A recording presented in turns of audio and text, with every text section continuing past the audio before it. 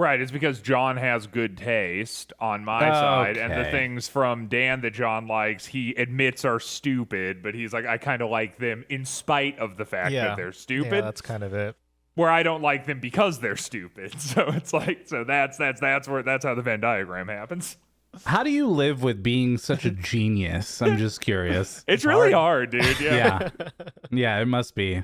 Yeah, the crushing weight of my own fucking mental prowess just resting high atop my shoulders at all times. It must be hard just to live there by yourself up on top of this mountain where no one else could ever reach, you know? Yeah. It's probably a tough thing to deal with. Yeah, well, it's not that no one else can. Other people have reached it. It's just that you specifically, Dan, will never be able to reach it. But, you know. I'd love to know the other people sitting atop the mountain with you, besides Allison, who you've clearly paid off at some point to be at the top of the mountain. Well, yeah, I think that John may end up getting an invite to the top of this mountain, depending on whether he or not he likes the thing. That still remains to be seen, but it's close. You know, the only thing that I want to watch is the thing from Fantastic Four. Right. Okay. The big like rock man. Wait, is that his name? The Thing? Yeah. It's really? the thing. Okay. The rock guy. Yeah. Yeah. Not The Rock like Dwayne Johnson, but the rock guy from Fantastic Four. Right. But there's also like Rock Slide, who is like a different guy. I don't know. Is there who a Rock Slide? Yeah, Who's Rock Slide? I don't know. I just know there's a Rock Slide, and he looks like the Thing, just not orange. Right. Okay. Wait, Yeah. what? Well, then. Yeah. No way. Hold on. Oh, okay. Okay. Rock Slide superhero. Let's see what we got here. Yeah, Rock Slide. What is that? He's a he's a fictional mutant superhero. That's good, as opposed to those real non-fictional mutant non-fictional. superheroes. Oh man, for a second I thought it was gonna be real. I was like, oh my god, that would have been fucking horrifying. Wow. All right. He's a member of the X-Men. Studied Of the new X-Men. Gotcha. Word. Okay. Yeah. Yeah. So I mean, so he's okay. So it's literally you're right. It's just the Thing, but He's just but gray. gray. Yeah. Yeah, that's lame, dude. It's like what the fuck? You already have a Thing. Why don't you just Well, I mean, we do have like at least 2 Hulks, and then there's a point where they do Planet Hulk, where there's a bunch more different Hulks. So there could be more things, I guess. You're not really adding to your side of this conversation by saying No, I'm just saying you're there not can be winning anybody variants. over Okay. with that. Okay. All right. Also, there's like a planet of Hulks. How does that even make there's sense? a Planet Hulk. Yeah, Planet Hulk, and that's what people have been wanting to see out of a second Hulk movie, but again, Universal still owns it. But how? We're getting to it, dude. We're getting to it. And how would there be a Planet Hulk?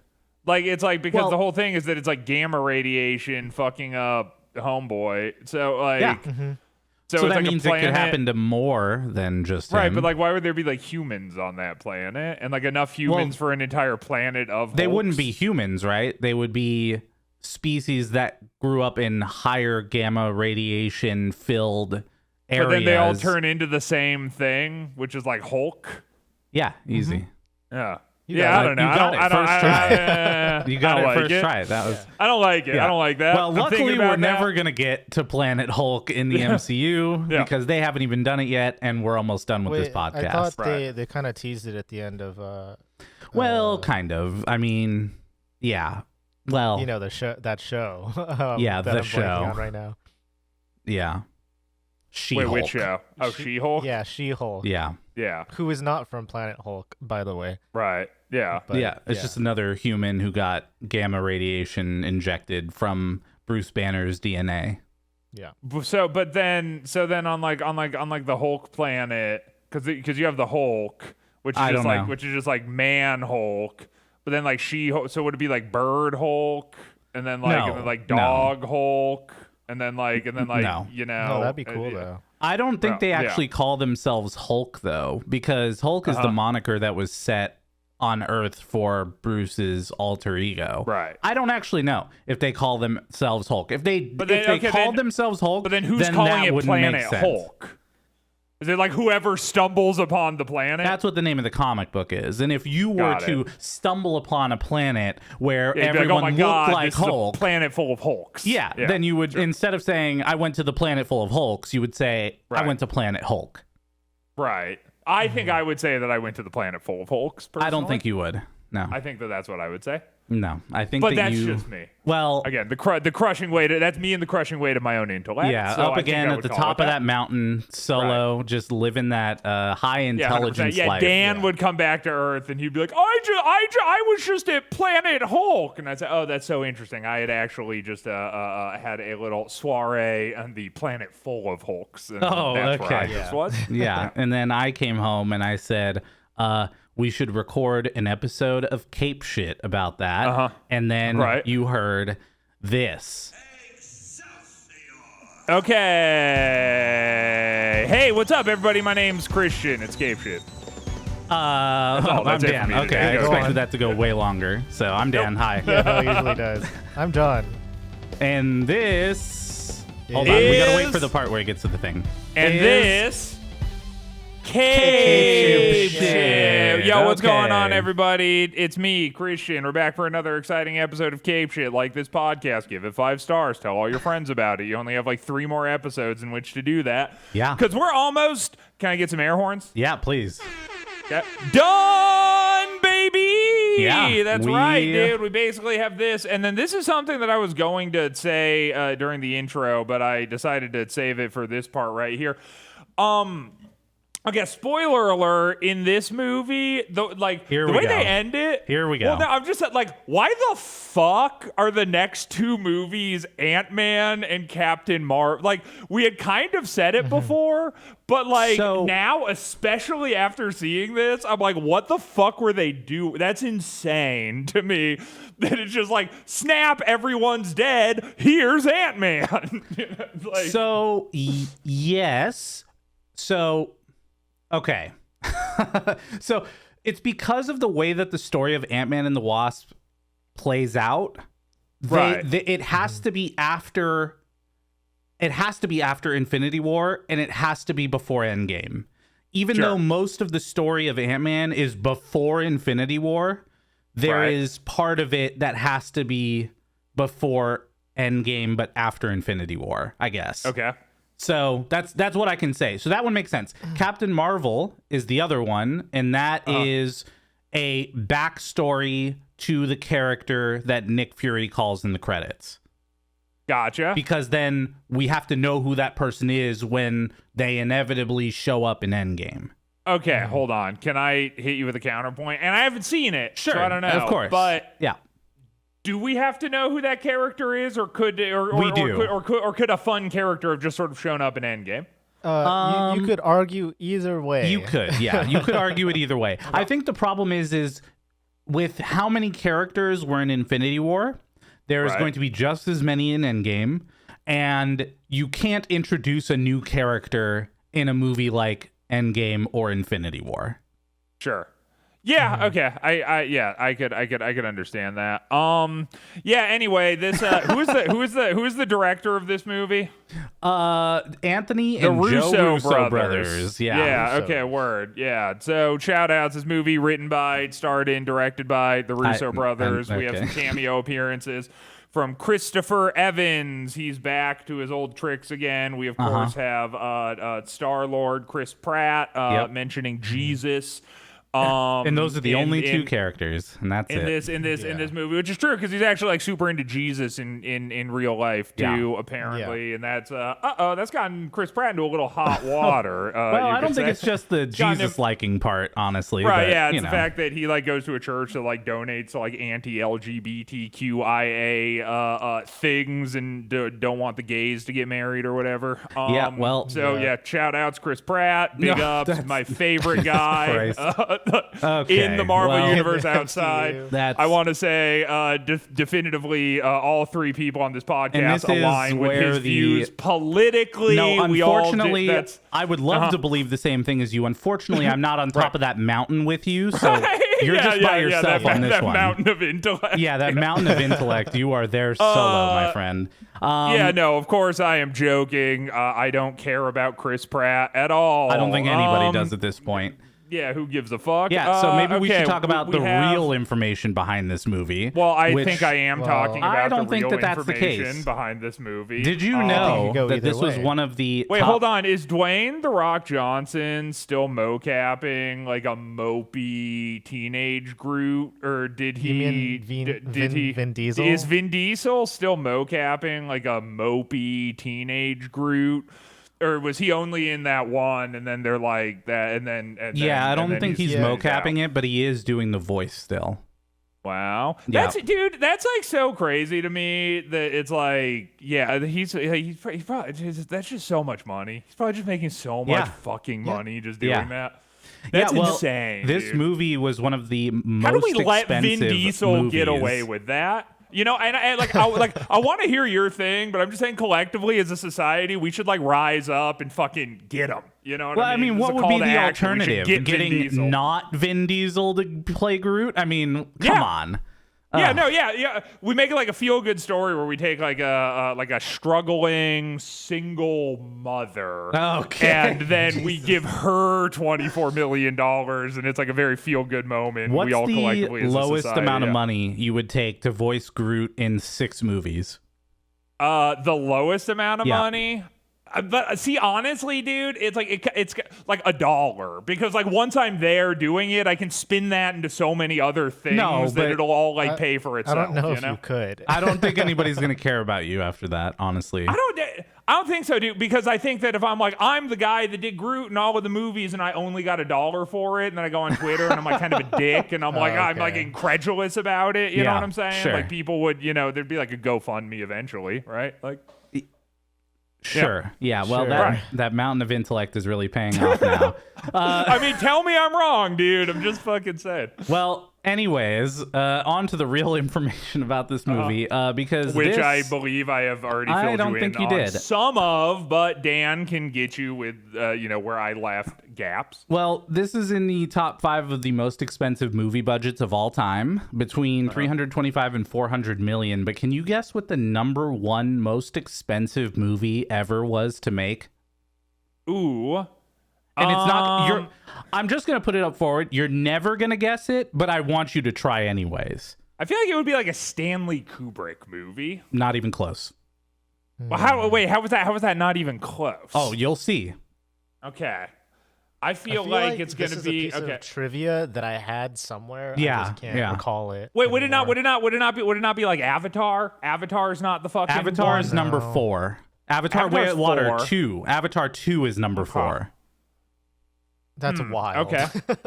The So- number More 1 expensive most than that. expensive movie budget of all time. Titanic. Is it Titanic? Nope, is it not even film on the top 5. Titanic. Yeah, okay. Well, all right. Is it no, hold It's, on. Is it John Carpenter's The Thing? Ooh, No. is it John Carpenter's It's actually The Thing? That's actually bottom 5, the least expensive movies right, sure. to make. You ready? Checks out. Is it hold on. Is it Toy Story 3? No, but you're getting kind of closer. Okay, cool. Finding Nemo. No, it's not animated. All right. No. Okay. Yeah, you know what? Why don't you go ahead and tell this me? segment's gone on too long. It is Pirates of the Caribbean on Stranger Tides. Yeah, dude. Okay. The most expensive movie ever made. What the fuck? Yep. Has anyone ever seen that movie? I have. I don't think so. I don't think so. Yeah. Yeah.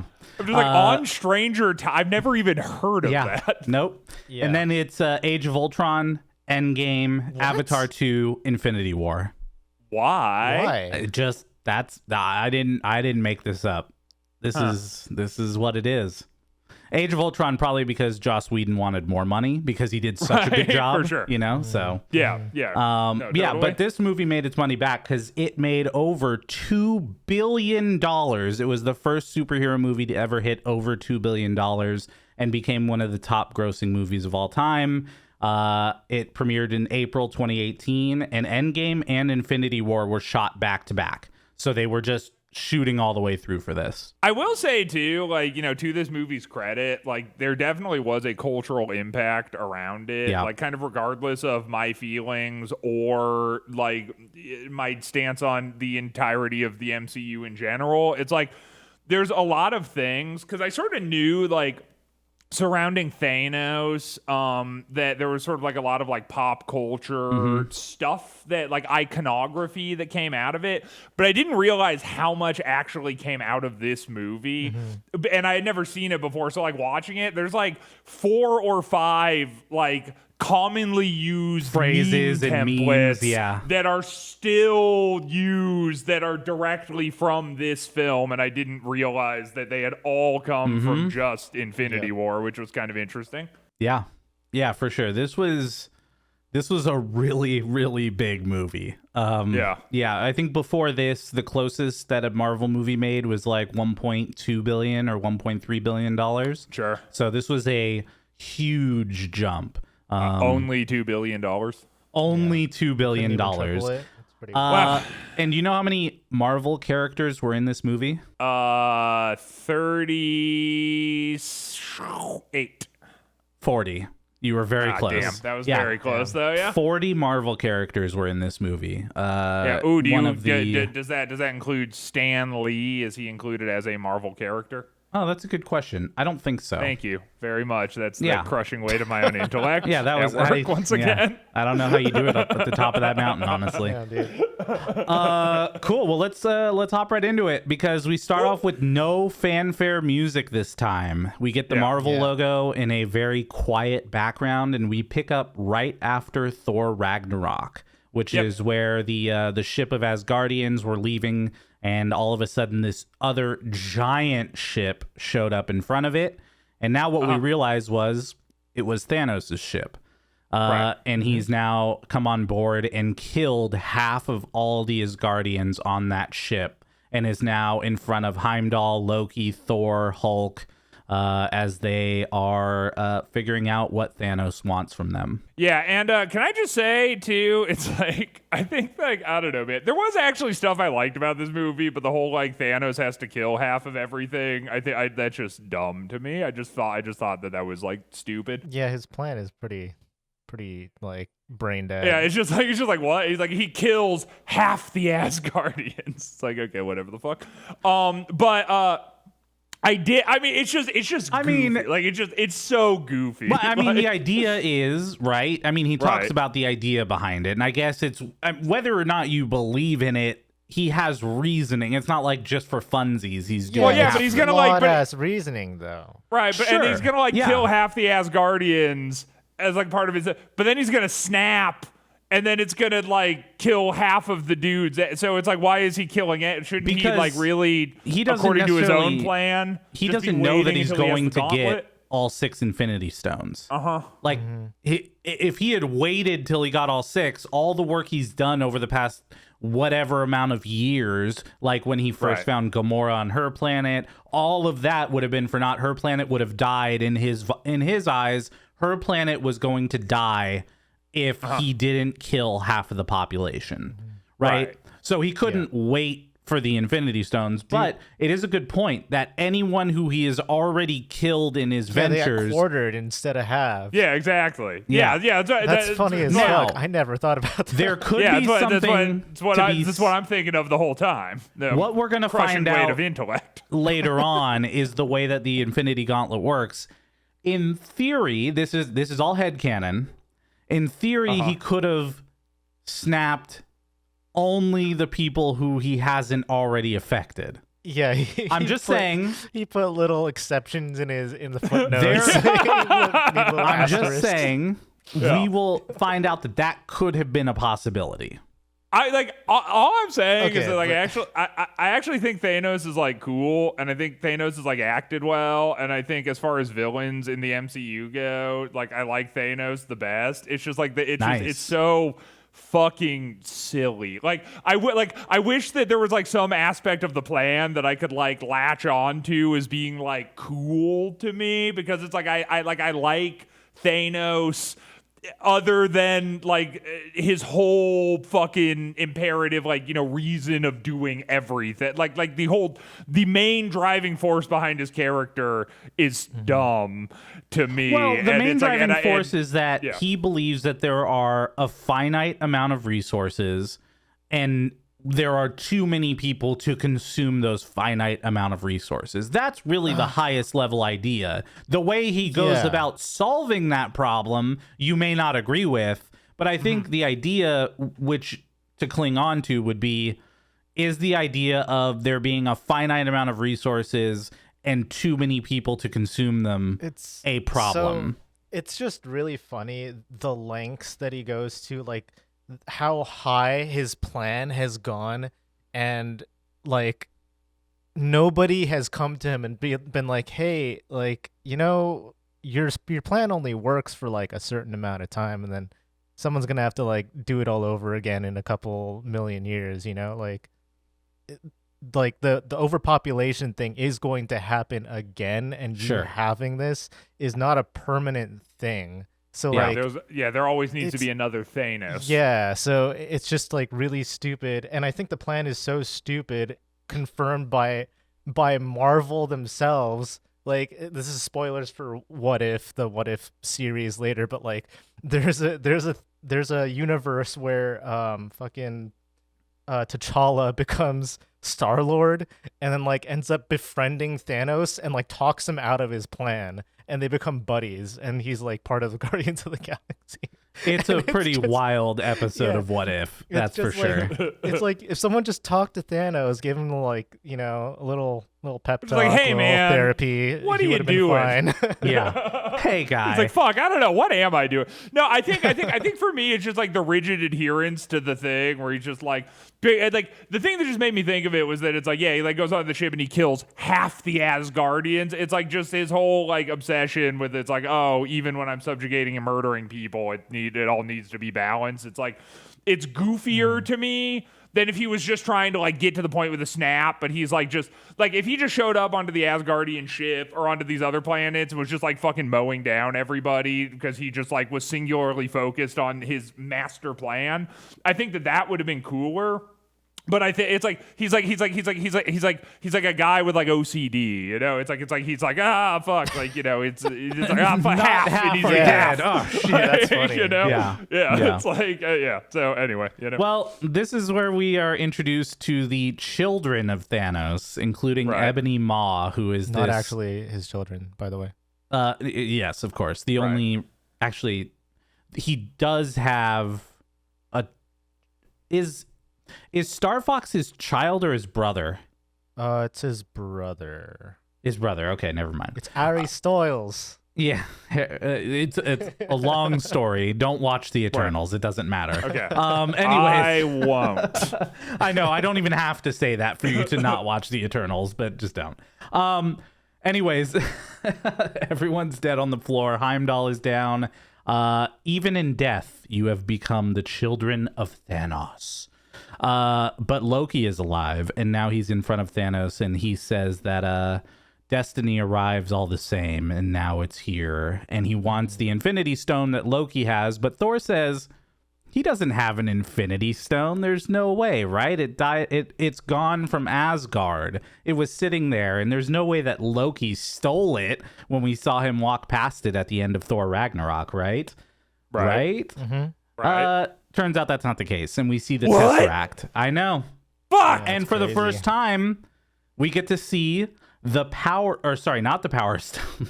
The Power Stone is the one he already has in his glove. So by the time that Thanos gets there, he's got the Power Stone already there. This is the Space Stone. And we break the Tesseract, and that's where we find inside the actual Infinity Stone. And this is... Loki loses a game of chicken with Thanos, essentially, because Thor is going to be killed unless he hands over the Infinity Stone. And this is kind of the first time where we've seen really Loki like publicly show any feeling towards Thor as a person and as his brother. Yeah, Yeah, he's like gonna kill him, and Loki's finally like, you can't do that. Actually, you know what? That wouldn't be cool. Yeah, but then we get a little callback to Avengers 1 here, dude. Which I fucking did not like this, dude. I know you didn't. But also it's like I get it. Okay, so in Avengers 1, it's like, what are you going to do? I have an army. Like, we have a Hulk, and it's like, and it's like. Okay, word. Everybody gets up, they're pissing, they're clapping, it's the whole thing, right? I get it. But then it's like, then we need to like do that again in Ragnarok, where it's like, because he's getting like fucked on by the Hulk, and Loki's like, haha, see how it but he feels? Doesn't say we have a Hulk. Right, but it's still a reference to that scene. And now it's like, and here we are, how many years later, and it's like you're still talking about this one scene in the event. It's like, just let it be. But dude, I think the point here is to show how far we've come, right? Right. Since the first Avengers movie, and this is, by the way, the third Avengers movie, right? So it is kind of like in the series of Avengers, it's resolving other kind of Avengers movie storylines. And in this way, it's showing how far Loki has come from Avengers 1 to where now he is the one who is essentially summoning the Hulk against Thanos. And he can summon daggers now. He's learned how to do that at some point off screen. I was clapping and I stood up when he made the knife. Dude. Yeah. No, again, I get that. I think that, as this podcast continues, if we've learned anything about my tastes and sensibilities, is that, like, I don't like fan service in these things. And that's just, like, a hard fan service scene. Oh, boy. Except for the knife love making. Endgame. Yeah. Well, I'm sure. just wait, because but I will say I've been saying a lot of negative things. Can I say one positive thing about this scene? Yes, please. Yeah. I like how it opens up with just sort of like intense violence in kind of stark contrast to a lot of what we've seen in the MCU up to this point, where it's like if there's one thing I'll give this movie, it's like I like that it's kind of like. My beef with Phase 3 up till this point is, again, I'm like, they're not like letting the dramatic moments just be dramatic. Like in this movie, it's like, the dramatic moments are just dramatic. And you know what? I like that for what it is. I think it's kind of cool that the movie opens up. It's not even like sort of campy violence. No, it's like, it's not. oh shit, it's a genocide. It starts with a genocide of a whole people, and it's like, and then it just kind of like keeps going from there, even if I think that like Thanos' motivations are kind of goofy, and even if I think that there's some points in this movie that I didn't love or whatever, like to this movie's credit, I like that it's like it actually managed to take itself seriously and did it well, I think. And that was fine for me. Like it's like and I think that this first thing, like almost kind of like how I was like in Thor Ragnarok, it's like Thor dropping and being tangled by the chain, and I was like, oh fuck, is this gonna set the tone for the rest of this fucking movie? And then it did, and I didn't like that, so I didn't like what happened afterwards. It's almost the opposite in Infinity War, because I'm like, oh, is this gonna set the tone for the rest of the movie? And then it did, but I actually kind of liked it, So yeah, it's funny because I would have never looked at it from this perspective before this podcast. And I think that's the thing about this podcast is you've changed the way that I consume media. Doesn't mean that I don't enjoy these movies. It is for the worst. But actually, no. When I was rewatching this again and I watched this intro, I was thinking, oh yeah, this is what he means. They're not cutting it. It's not like, Loki has the Infinity Stone in his hand and he goes, oh boy, I didn't realize that was it. And he's like, me, I'm a menace. Ba ba ba ba ba. Right, totally. Like, 100%. Yeah. And the thing is that like they could have. They really could have done, but like again, it's like this one, it took itself serious and it was like appropriate in the way that it took itself seriously most of the time. And something I just want to throw out there too, we're getting a little bit ahead of ourselves, It's old Drax again.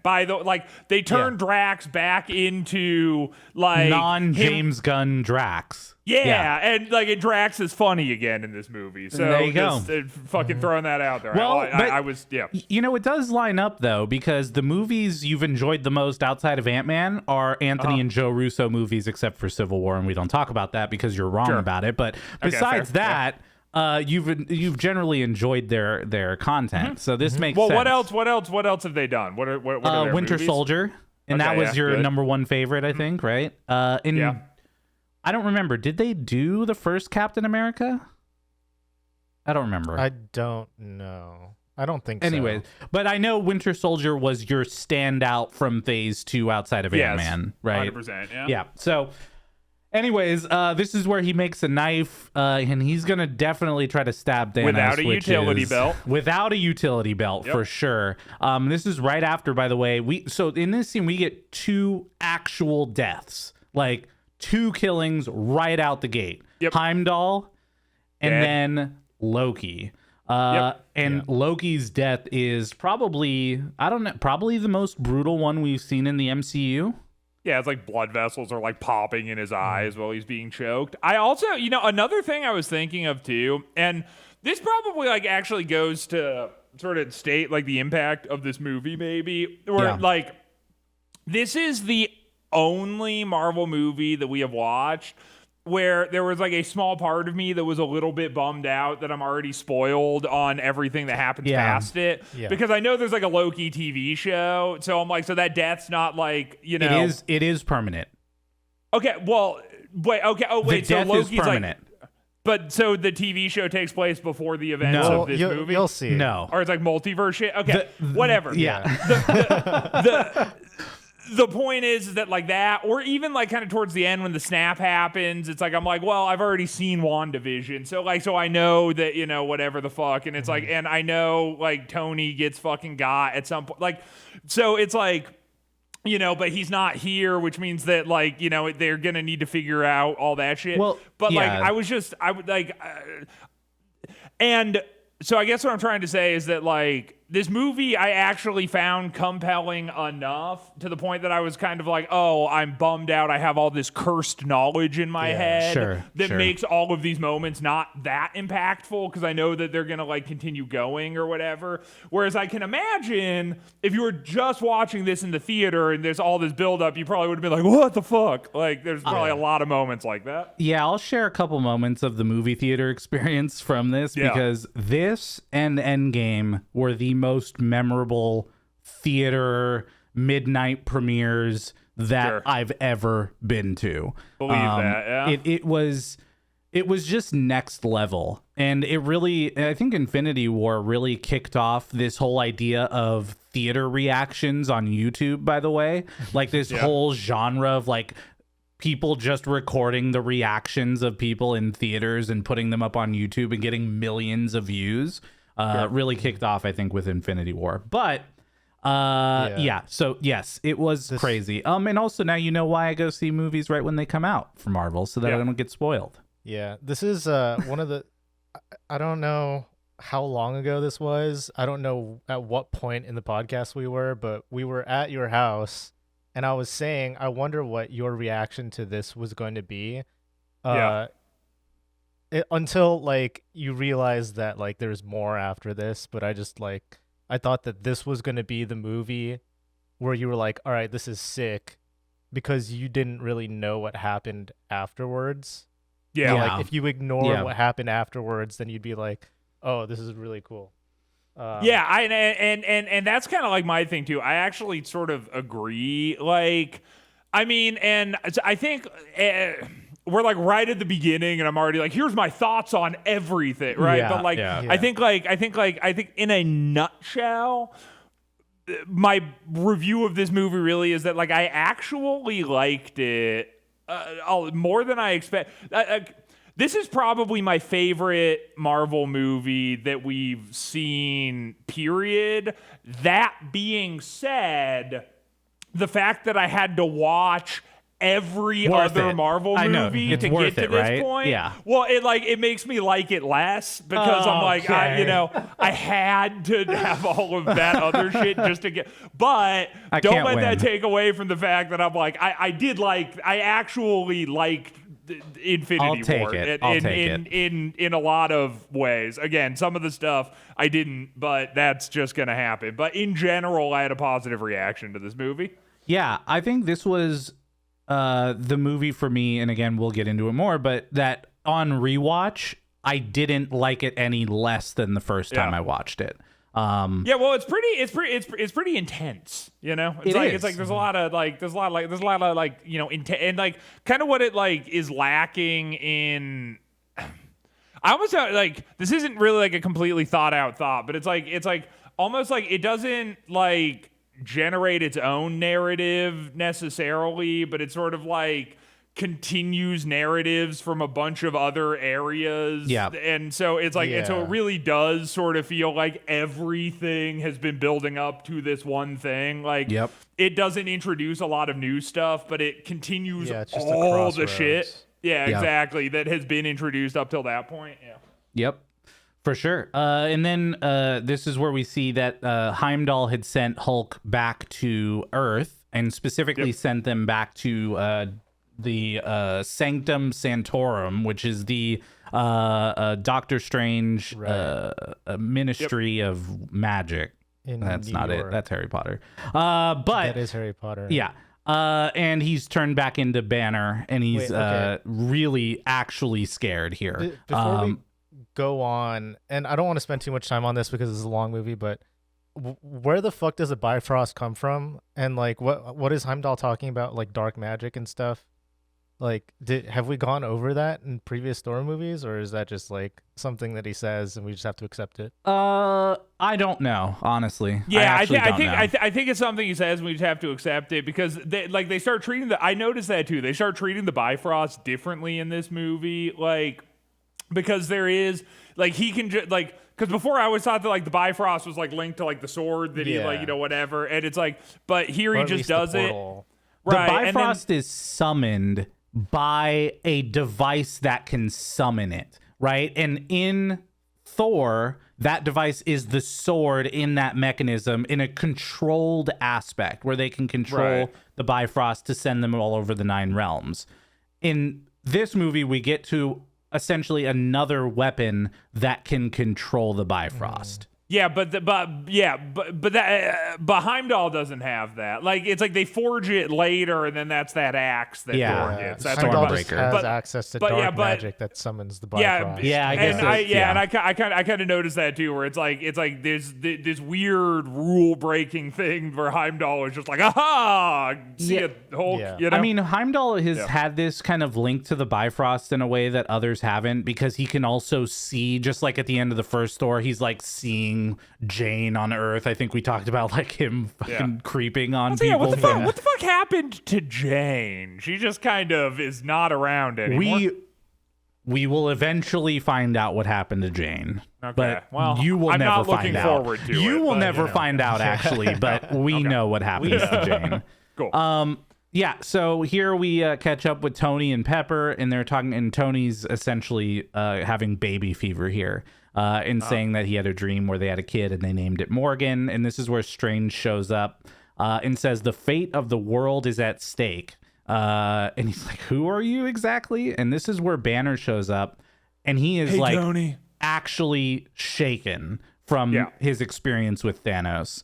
And I'm curious, you know, when we talked about Thor Ragnarok, you were like, he didn't really sell the whole waking up thing from sleep. I thought in this, Banner sold his his fear in these moments, like when he was first in the staircase and then here where he's talking to Tony. I thought that he did this pretty well. Yeah, I thought it was fine. I actually kind of noticed while I was watching, like I think that some of the delivery was a little bit cheesy to me too, even still in this one. But I also think that Hulk is just kind of like cheesy. It's like it's sort of hard to like show like a guy, like a green man shrinking down into a regular sized Mark Ruffalo and then delivering lines and not have me go like, all right, that's a little, whatever. Sure. But yes, I think Mark Ruffalo was better in this movie than he was in Thor Ragnarok. And there it is, another win for me. Well, I think Mark that's more Ruffalo. a win for our boy Marky Mark. I'll let him know. That you said that. Tweet him, dude.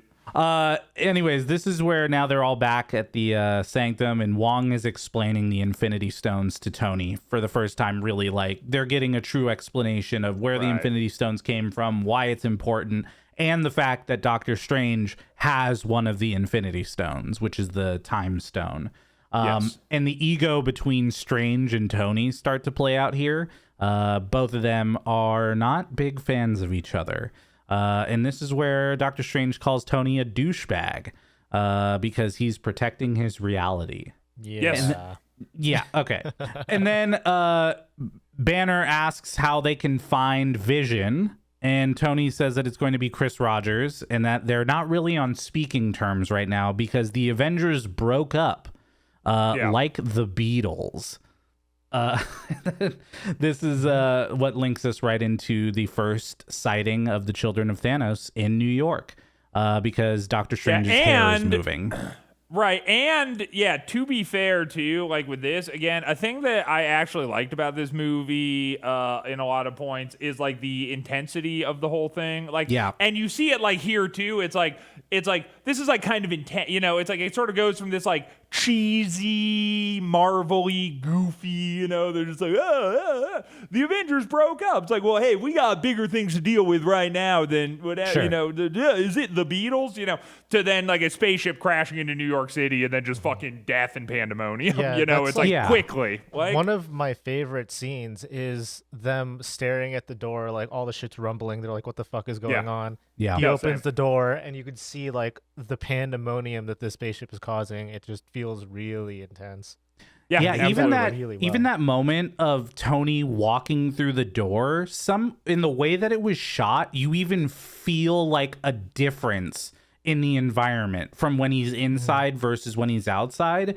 I'm guessing part of that is because he wasn't actually walking out that door. It was some type of green screen to make it, from the inside to the outside. But however they shot that, I don't think they were shooting inside a real building that walked into the real sidewalk is what I'm saying.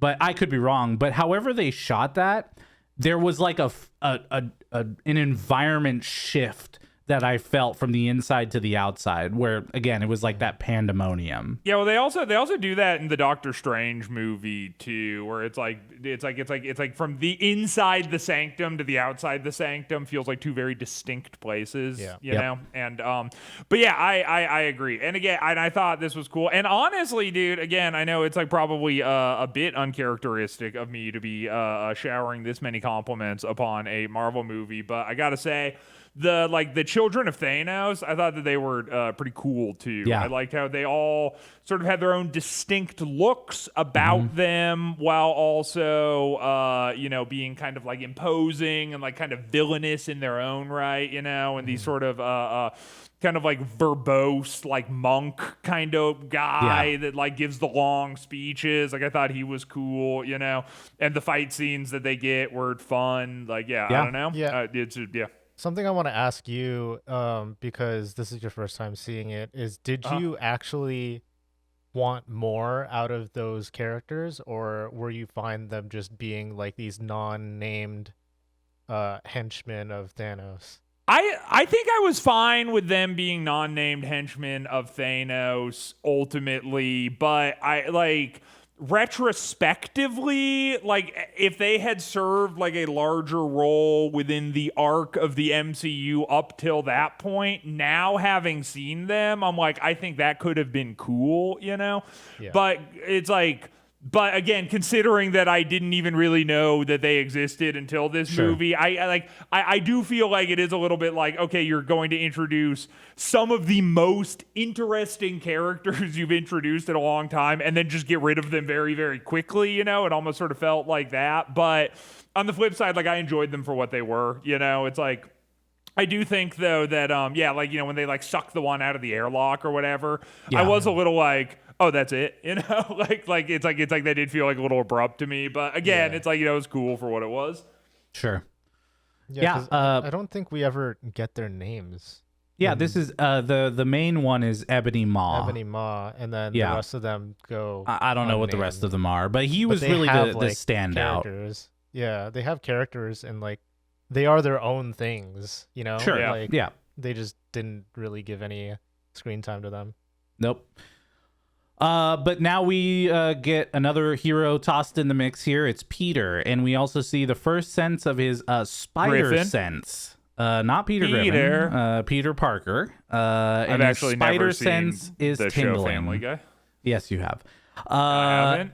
And Ned distracts everyone by yelling, "We're all gonna die!" And Stanley is driving the bus. And then and it's like, and again, I get it, but it just goes into where it's like we get this like Spider-Man suit up scene on the side of a bus, and again, it just goes back into my thing where it's just like, man, this movie is like, none of these movies are written in a way where I believe that like not every single person alive knows that Peter Parker is Spider-Man. At this point, it's kind of insane. It's like they don't really try. It's like they kind of go for the cool factor. But it's like the realism factor of like, oh, hey, where's Peter? Look, Spider-Man's out. Yeah, he's swinging by the bus now. Whatever the fuck. Very. Can I get air horns really quick? Hey, what's up? Welcome to Christian's tiniest conceivable nitpicks. Let's brush right past that. I don't even want to dwell on it any longer. Just felt like throwing that out. Back to you, Dan. Oh, great. Okay. Back to you, Dan. Yeah, got it. So the children of Thanos have arrived, and Tony declares that Earth is closed today, and that he should get lost, Squidward. Which is, even in the comedy moments of this, it is geared towards progressing it, at least. Like it doesn't feel like it's out of nowhere, Well, and that's like a Tony Stark ass line. Exactly. Yeah. So it's like so it's fine. It's like, because that's not really like a comedy scene. That's more like a snarky one-off comment that Tony Stark would make. So it's like, it's fine. You know what I mean? Yeah, and this is the first moment that we're gonna see that Hulk and Banner have a dysfunctional relationship at this point, as Hulk does not want to come out after he was beaten down by Thanos. Right. And unfortunately, that means that he's embarrassing Tony in front of the wizards. We also get like the first instance, and I might say something a little controversial right now. I don't know if this is controversial or not, but we also get like Tony's nanotech suit up scene, and I thought this shit was kind of fucking lame in comparison to the older suit up, where it's like. Like, I thought that like him sort of like sticking his arm out and it going like shunk, and then like shunk, and then like that was kind of cool, But when he just like hits his chest and then you have this like shitty CGI thing happen, and I'm like, I don't know, it's like it's not as fun. Well, first of all, I don't think the CGI was bad there, but also I agree with you that because it feels like less tactile. Yeah. Just having it appear magically kind of removes a lot of the impact, but it is kind of necessary for him to have that upgrade, like that sort of power creep for this movie, because not only does it work like in universe, because now they know about Wakanda and like all the technologies that Wakanda has to offer them, right? So which is where the nanotech comes from. But he wouldn't have been able to be as much of a help without the nanotech against Thanos. Right. But I still agree. It's less cool. I feel it. I do. I actually kind of agree that like the suit ups were clearly better in previous movies, but I like kind of moving into more futuristic tech is also interesting to me. So like it's just two different interesting things. Like the previous suit ups were cool, but I also like the nanotech that kind of allows him to shift his armor and make different kind of shields and things like that as he's maneuvering. And this plays out later when he's fighting Thanos, and you can see that the power drain is starting to make his nanotech like lose power, and he's losing parts of his suit as he's fighting, which I thought was kind of a cool effect to show the impact of the nanotech. Yeah, now it's more like a mana system. Yeah, exactly. Yeah, sure. Yep. And so Spider-Man shows up to help save Iron Man, obviously, and he says that there's an alien from space trying to steal a necklace from a wizard, which is kind of a accurate breakdown of what's happening in this moment. But what I really like pretty here quintessential Tony Stark line once again. Yeah, exactly. But this is where we really see Ebony Maw, which is the main kind of alien character here. I like this style of, whether it's an enemy or a hero, the movement style, like how effortless it is for him to like move matter around and like deflect things and throw things, and in the way that he glides through the space and like there's like a definitive moment that I actually like noted here, like during the fight scene where he gets like a car thrown at him and then he like puts his hand up, splits it in and half. it like slices the car in half. Yeah, and I'm like, and that's kind of like to your thing. It's like it's because that's like totally a movement thing, and that's like cool. It's like sort of the effortless nature in which they're just like wreaking untold havoc on the environment around them, but it's like he no exertion, it's like he's truly not looking like he's spending any amount of actual effort or energy to do any of this, he's just like. And I think again the thing that I thought was cool about the car getting cut in half is it's just like a quick little hand gesture that he almost does somewhat lazily, like there's this big ass car coming towards him and then it's just like and then the hand goes up and it's like shook, like it's cool. He has cool moments in this scene. Yeah, I agree. It was really well done. And to your point of the hand movements, there's a lot of focus on hand movements in this movie, not only from him, but from Doctor Strange, obviously, in the way that he generates his magic, from Wanda in the way that she handles her powers, whatever the fuck she does from Loki's staff, right? Same kind of thing. The reality stone usage. Yep. I know. That is definitely a thing where it's just like at a certain point, man, like fucking those Infinity Stones. I kind of understand why. Like, you can't have the Infinity Stones on screen for too long because they start like begging some real questions about like what is possible with them. But anyway. For sure. And then finally, Spider-Man and Doctor Strange are beamed up to this ship. Tony goes after them right after he invites Wong to his wedding. And Peter starts to fall out of the air, and this is when he is caught by the Iron Spider suit. Which then has a parachute that opens and flips him off the side of the space shuttle. And Pepper Potts has a bad habit of calling it just the absolute worst times. Like, she really just picks like the worst, most dramatic time she could ever call Tony, and then she's like, Tony, don't fight the space aliens. And he's like, I'm kind of already on the fucking ship, dude. Yeah, I mean, definitely also, bad timing. When did this movie come out? 2018. 2018? Why does Tony have that like shitty Nokia phone? Like, is there like a reason that Steve Rogers sent to him if he ever needed to get a hold of him?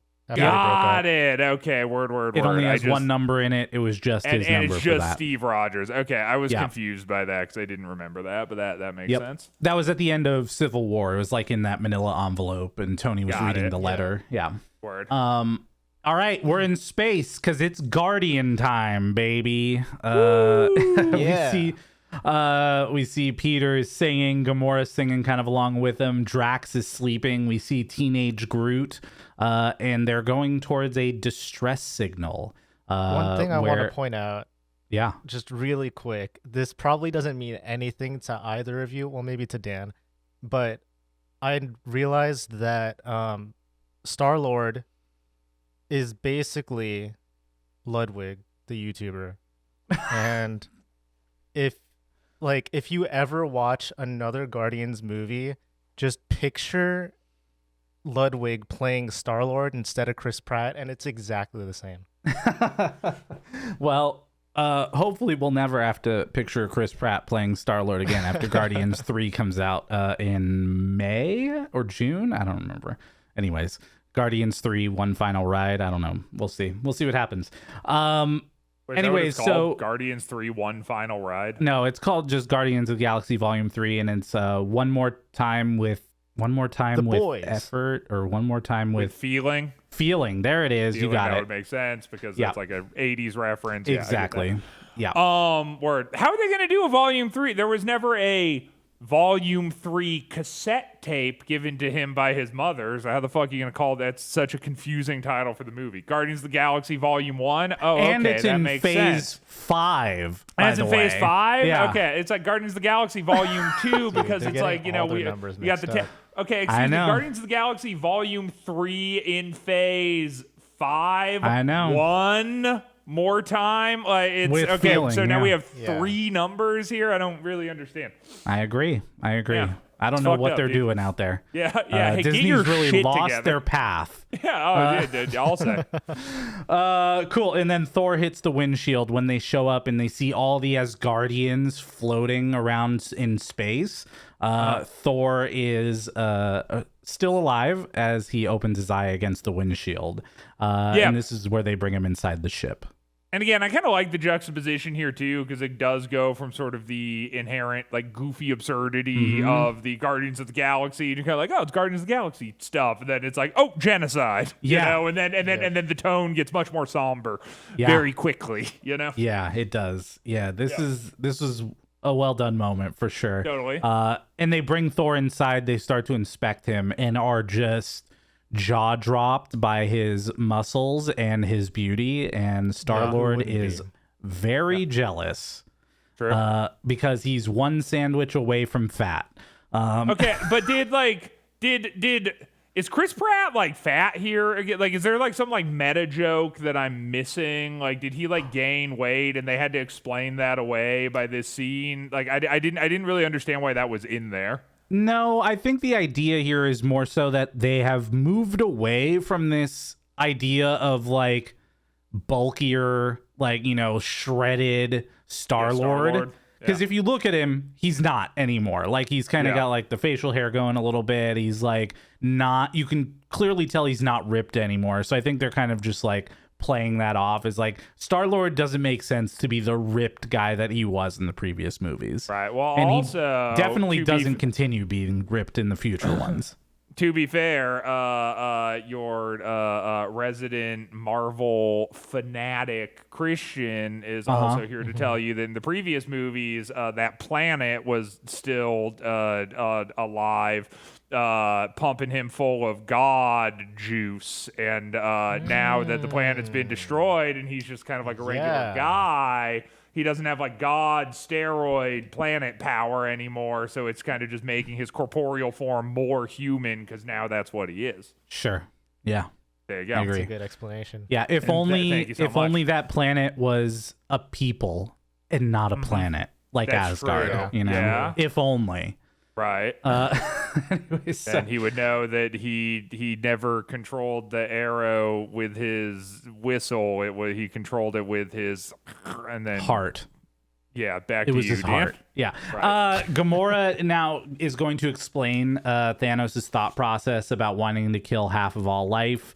And that if he can get all of the Infinity Stones, saying, it is the weakest part of this movie, and I just wish that like because they were just so ruthless with everything else, they just made Thanos also, because if Thanos is just ruthless, but his end goal was to get the Infinity Gauntlet to wipe out half of the population, I'm into it. I just think it's goofy that on the way there he also has to be culling the population in half the entire time. It's like just have him just kill everyone until he gets the thing, and then he does the snap, and then it's half, and then I'm fine with it. He has to stick to his morals though. He's not. He doesn't believe that he's committing genocide. That's the thing. He's got OCD. That's exactly. Yeah, he has issues with OCD. obsessive compulsive disorder. He justifies his actions by following that very specific guideline. That he is not a murderer. He is a healer of the world by taking out half of the population. So and actually, kind of. Yeah. Well, I mean, you sort of see all the places that he didn't do it, you know? Now but I'm just saying, well, but the thing is, I do get it. I'm saying just get the gauntlet and then kill half of them and then it's chill, you know? I'm just saying on the way that, you know, it's like he has to, there's 10 and there needs to be 5. Like, it's just, it's goofy. Well, this is where they're going to split apart because these two groups are now going to head off to like push forward the next parts of the movie. Half of them are going to head back to nowhere, which is where the collectors was inside of the giant so the head's different in this movie. Is Did you notice that? Yeah, it is. It's like it is. It's like I didn't... because it stood out to me in the first one because I thought it was a really cool scene, and then you see it again in this one, and it's like it's just a weird continuity. It's like why not make it exactly the same? You could have, but it looks slightly different in this. I don't know if it's because Thanos has already gotten there and like ripped the place apart. Yeah, and that he has altered it to make it look like it hasn't been destroyed. And maybe he's not mimicking it. I don't know, but that's a good point. I didn't even notice it. Yeah. And then the other half of the group is going to head to Nidavellir, which is where they're going to make the new weapon for Thor, a Thanos killing weapon specifically. After these two groups split apart, we catch up with Vision and Wanda, and Vision is in human form. Here as he's spending time with Wanda. It seems that they have struck up a relationship over the past 2 years since the last time we have seen them, which we kind of got like inklings towards that in the past. Now that 2 years has passed, this is where they are, which is clearly together in a relationship, trying to find these moments they can take together as they are still on the run. Cap, Falcon, Widow, all of them are still on the run after not signing the Sokovia Accords. And so that is where we catch up with them here. And they are watching the attack on New York on the TV when Vision gets stabbed right through the body. Yeah. And again, cool. Like, it's like another theme in this movie where it's like shit's happening and then all of a sudden it's just like bah! Like it's like you know, and this is another example of one of those scenes where they're just like kind of like chilling. And it's like you sort of see it again with like the intro of the movie, how it just kind of goes like directly from the Marvel thing to a like mass grave. And it's the same thing as like inside of the Sanctum Sanctorum. Yeah. Where it's like they're just doing a thing and then all of a sudden it's like, boom, now the spaceship and everyone's fucking dying. Like, you know, and it happens later in Wakanda too, where it's like everyone's just kind of standing around and then instantly it's like, fucking chaos. And this is just that happening again, where it's like, you know, all of a sudden. And, you know, I think that like kind of another thing that's sort of cool about the villains in this movie is that it's like you really kind of get like... You really kind of get the sense that they're like out to try and kill, you know, where it's like in the other movies, like, you know, a lot of times the like antagonists will have sort of more like ego related reasons for doing things. And so it's like them kind of like doing a little monologue or whatever sort of makes sense. Like, but in this, it's kind of because it's like, you know, these fucking goons just show up and then just like impale you. It's like they're not like here to try to explain to you why they're doing it. There's no monologue. There's no waiting. It's just stabbed right through the body. And lifted into the air. Exactly. They're just trying to get the stone. They don't give a fuck. Yeah. It's funny. It's funny that you brought up like the timing on like when Thanos or his goons make an appearance, because I noticed the same thing. Is that anytime there's like a calm and people are talking about like preparing for Thanos or whatever, they're in their own world, Thanos will just pop in like within 5 seconds, and it's kind of comical how often that happens in this movie. Yeah, totally. Even at the post-credit scene with fucking Maria Hill and Nick Fury, it's like they even do it there to the point where it doesn't match up with the timing of like when the snap happens, but we can talk about that when we get there. I'm curious to talk more about that, but we'll get there when we get there.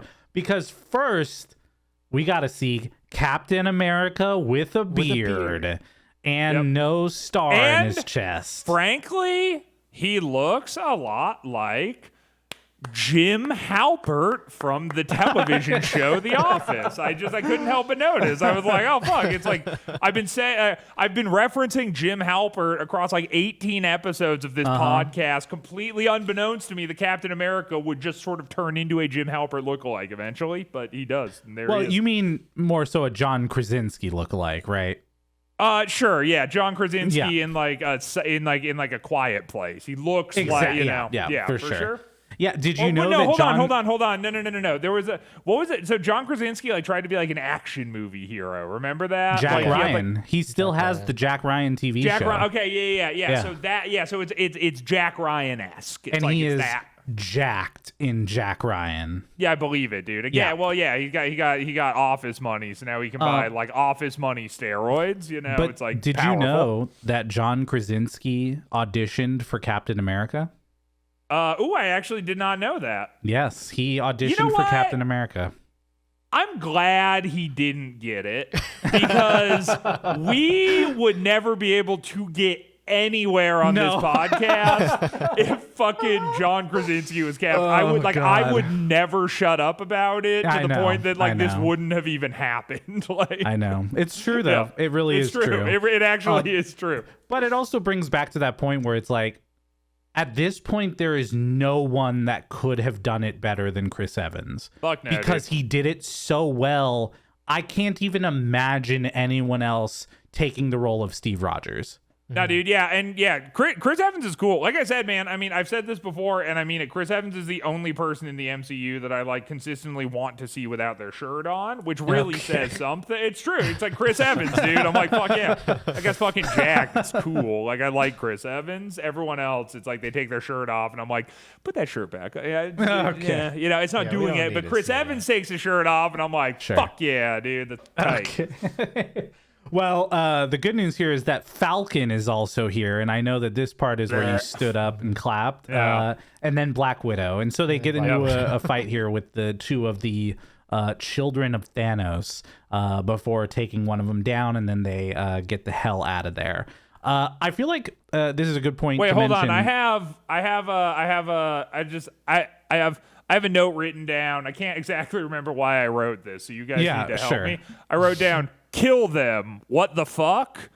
Black Widow says, we don't want to kill you, but that's we will. What it was. Okay, yeah. And it's like, right. And it's like, you don't want to kill them? Yeah. I mean, at this point, they don't really know yet who they are because they haven't introduced Thanos to them yet. Sure. They don't know, so they don't really know anything yet. Okay. So, but yeah, I can see why you wrote that. Right. But I did want to mention at this point, because I think this is kind of one of the first big fights here too, is the fighting in this movie felt really impactful again. This is like a Anthony and Joe Russo special, I think. Always do action really well. Yeah, because I feel like this, and even, by the way, we didn't mention it, the Hulk and Thanos fight that they had. Like, yeah, it's fun. It's funny that you bring that up. Was really, really cool. Yeah, because I was actually about to say that exact same thing, that we kind of brushed over that, but like to that point. And also, it's like kind of cool because it's like the first time you've ever seen Hulk struggle ever, like and it's like, but like, and again, it sort of goes into the thing, you're talking about like the effortless nature of like, who's that? Like Maw of the Void, man. The fuck is that guy's name? Ebony Maw. Ebony Maw, right? Like, so it's like talking about the sort of effortless nature of Ebony Maw, but then it's like Thanos gets that too during the Hulk fight, where it's kind of like Hulk is like struggling and Thanos is almost just kind of like bored, just like catching his fists, like it's cool. Yeah. No, and I agree. I think that oftentimes in the MCU, the combat and action can almost feel floaty, if that makes sense. It's like, but in this, it's like, it's impactful. It's like every hit like feels like it's connecting. It's cool. Yeah.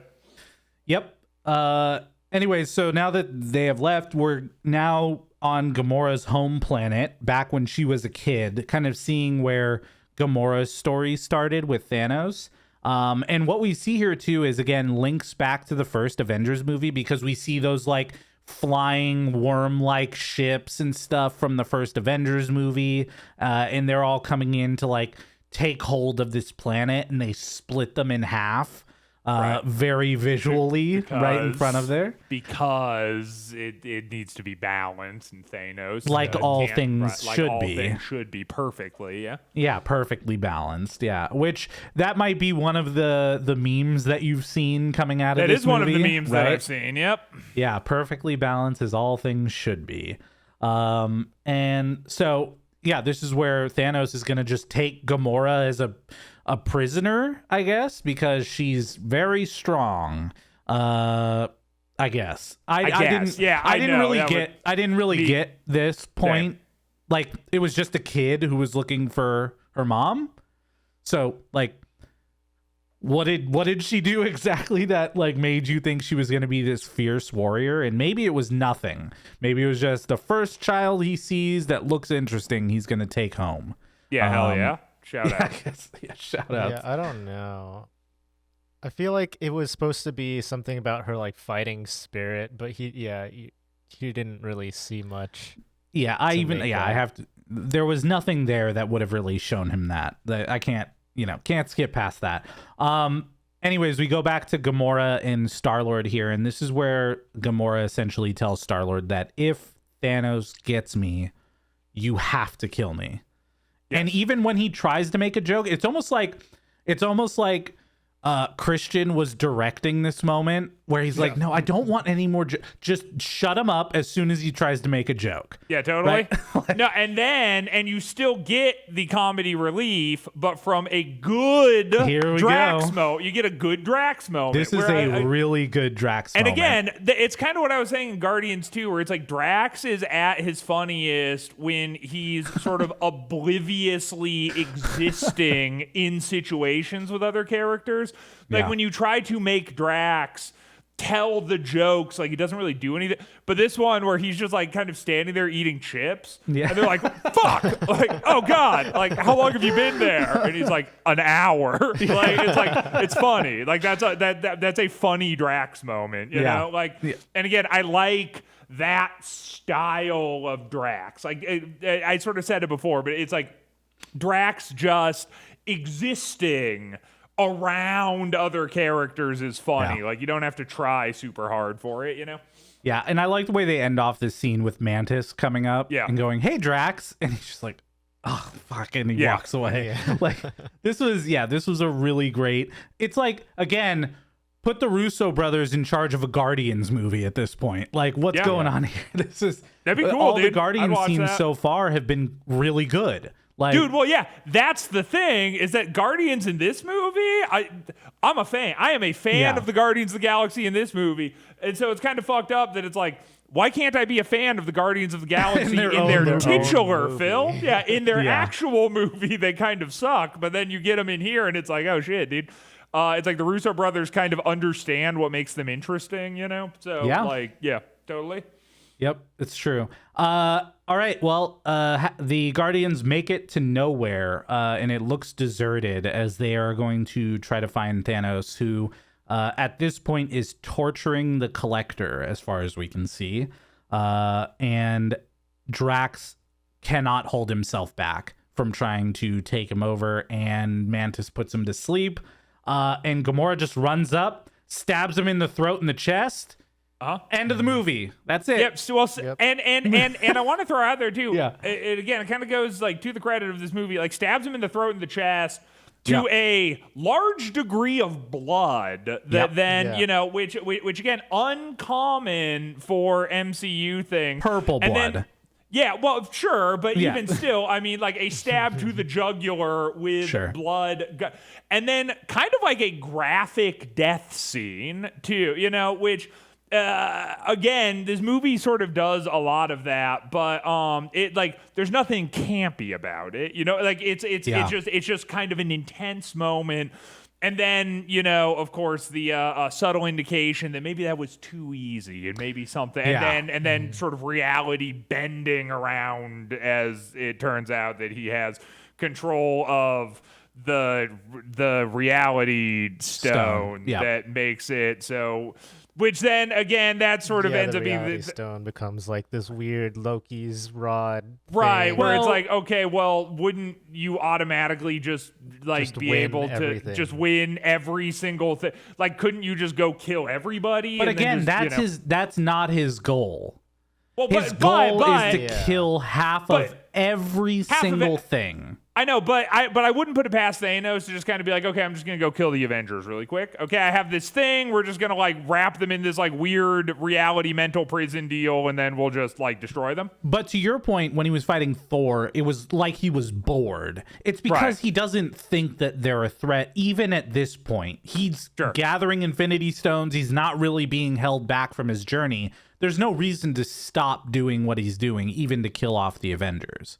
Yeah, but then when he fights them later, like he's still not using the reality which again, like, and I get your point, and I don't even really disagree with it. I'm just saying that it's like it kind of becomes the thing that I always bring, where it's like you introduce this like unlimited power artifact, and then it's like, okay, what does it do? Because it seems like, okay, you just got stabbed in the jugular and died. Just kidding. You know what I mean? So it's like, but then Mantis can like still jump on you, and like they can try to, it's like, I mean, wouldn't you just constantly be creating like parallel divergent realities to the point that everyone's just so insane and can't tell what's real and what isn't anymore? It's like the only stone that matters, because once you have it, then you should theoretically just win. No matter what. Every single altercation you find yourself in forever, you now have won. Completely. Well, or not. Yeah. But like, what does it do exactly? Because it seems like, but anyway. So what I kind of agree, and what I would think would actually be, so what we find out later, not in this movie, is that using the stones takes a toll on the person who uses them. We see this at the very end of the movie when he finally does the snap. His hands arm are is like fried, right? What would have been cooler is if every use of a stone like showed some type of visible physical impact to his body in some way. You know what? God damn it, Dan. Yes, if they had done that, my complaint about the reality stone, I wouldn't even have it. If it's like every time he did it, he's like getting like more like fucked up and like decayed. Then it'd be like, oh, of course he couldn't just be using the reality stone all the time. It's the wielding that kind of power is very bad for you. And again, this is why I'm surprised we three have not replaced Kevin Feige as the creative direction of the MCU. It doesn't make any sense to us. Anyways, so I actually, by the way, before we skip past the rest of this reality stone moment, I liked how eerie it was. Like as she kills Thanos and the Collector like starts clapping in the fucking cage and like puts his mouth up to the window and is like screaming at them. It was all just really eerie and weird, and I loved that before they revealed that it didn't really happen. Also, the little like wink to the audience, like as the reality kind of shifts over, you could see the Collector like winking at the camera, or like he's like waving at the camera. It was like a really cool touch. One thing though, before this fight even happens, that I didn't understand or I didn't like was Drax taking the moment to like rush at Thanos.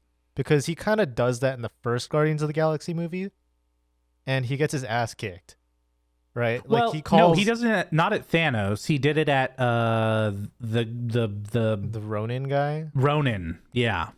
Okay, but like you would think he would have learned his lesson to not just like. Okay, you know what though? As much as I hate to fucking be this guy, I will be. I don't think it's in Drax's character to learn lessons like that. Yeah. I think it's more in Drax's character to like repeatedly run into a brick wall over and over again until he's dead or the wall has collapsed. You know, like that's kind of like Drax's whole thing. You know, he does learn he learns humility in the first Guardians, but I guess you could say having Thanos in front of him changes things, but right. yeah. I mean, yeah, because well, again, that's also like the entire like driving force behind his character is to kill Thanos. You know, it's like he wants, or I guess more specifically to avenge his wife. You know, which that means that in order to do that, he has to kill Thanos. And so it's like that's it. You know, the entire journey up till this point, now it gets to end because the thing he's been trying to do is just right in front of him. But of course, he, but you see it with Ronan in Guardians 1, but then you also see it with like that first creature that they're fighting in Guardians 2, you know, where it's like Drax just kind of overestimates his own ability. Yeah. It's just like what he does. Yeah, because he thinks he can break the skin from the inside. Exactly. Yeah. By the way, can I just say that I love this moment right now of this podcast where you are calling back multiple moments from multiple different movies across the MCU. Like, dude, this whole conversation is just making me so happy right now. Dude, I was at a party last night and I was like hanging out and I was like explaining to people how like Deadpool wasn't actually technically a part of the MCU because Deadpool was like Sony property, and so it's like you have these like other two Spider-Mans, then you have this third Spider-Man, and that Spider-Man is technically the first like intro to the MCU, even though it's still so and like halfway through I was like, I want to fucking shoot myself, dude. It is insane that like this information is just it's stuck in my head. I knew none of this before we started, and now I'm like I can just recall. I'm like phase 1, phase 2, phase 3. Here are all the movies. Like, well, it's funny because we're at the beginning of the end of this podcast, right? We're at the beginning of the end here, and at the very first or second episode, you were talking about how someone came to you and said, oh, well, you're not really starting at the start because technically Tobey Maguire was the first Spider-Man. Right. And now, after all these episodes, you're the guy at the party talking about how, well, Peter is the first one in the MCU, but even though they bring in the other Spider-Mans later, you have become that guy.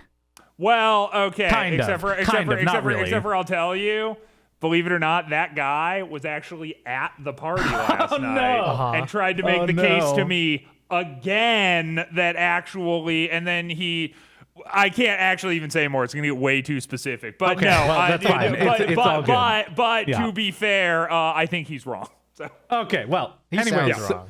So, before we leave nowhere, this is where Gamora says, kill me, essentially. Yeah, and totally.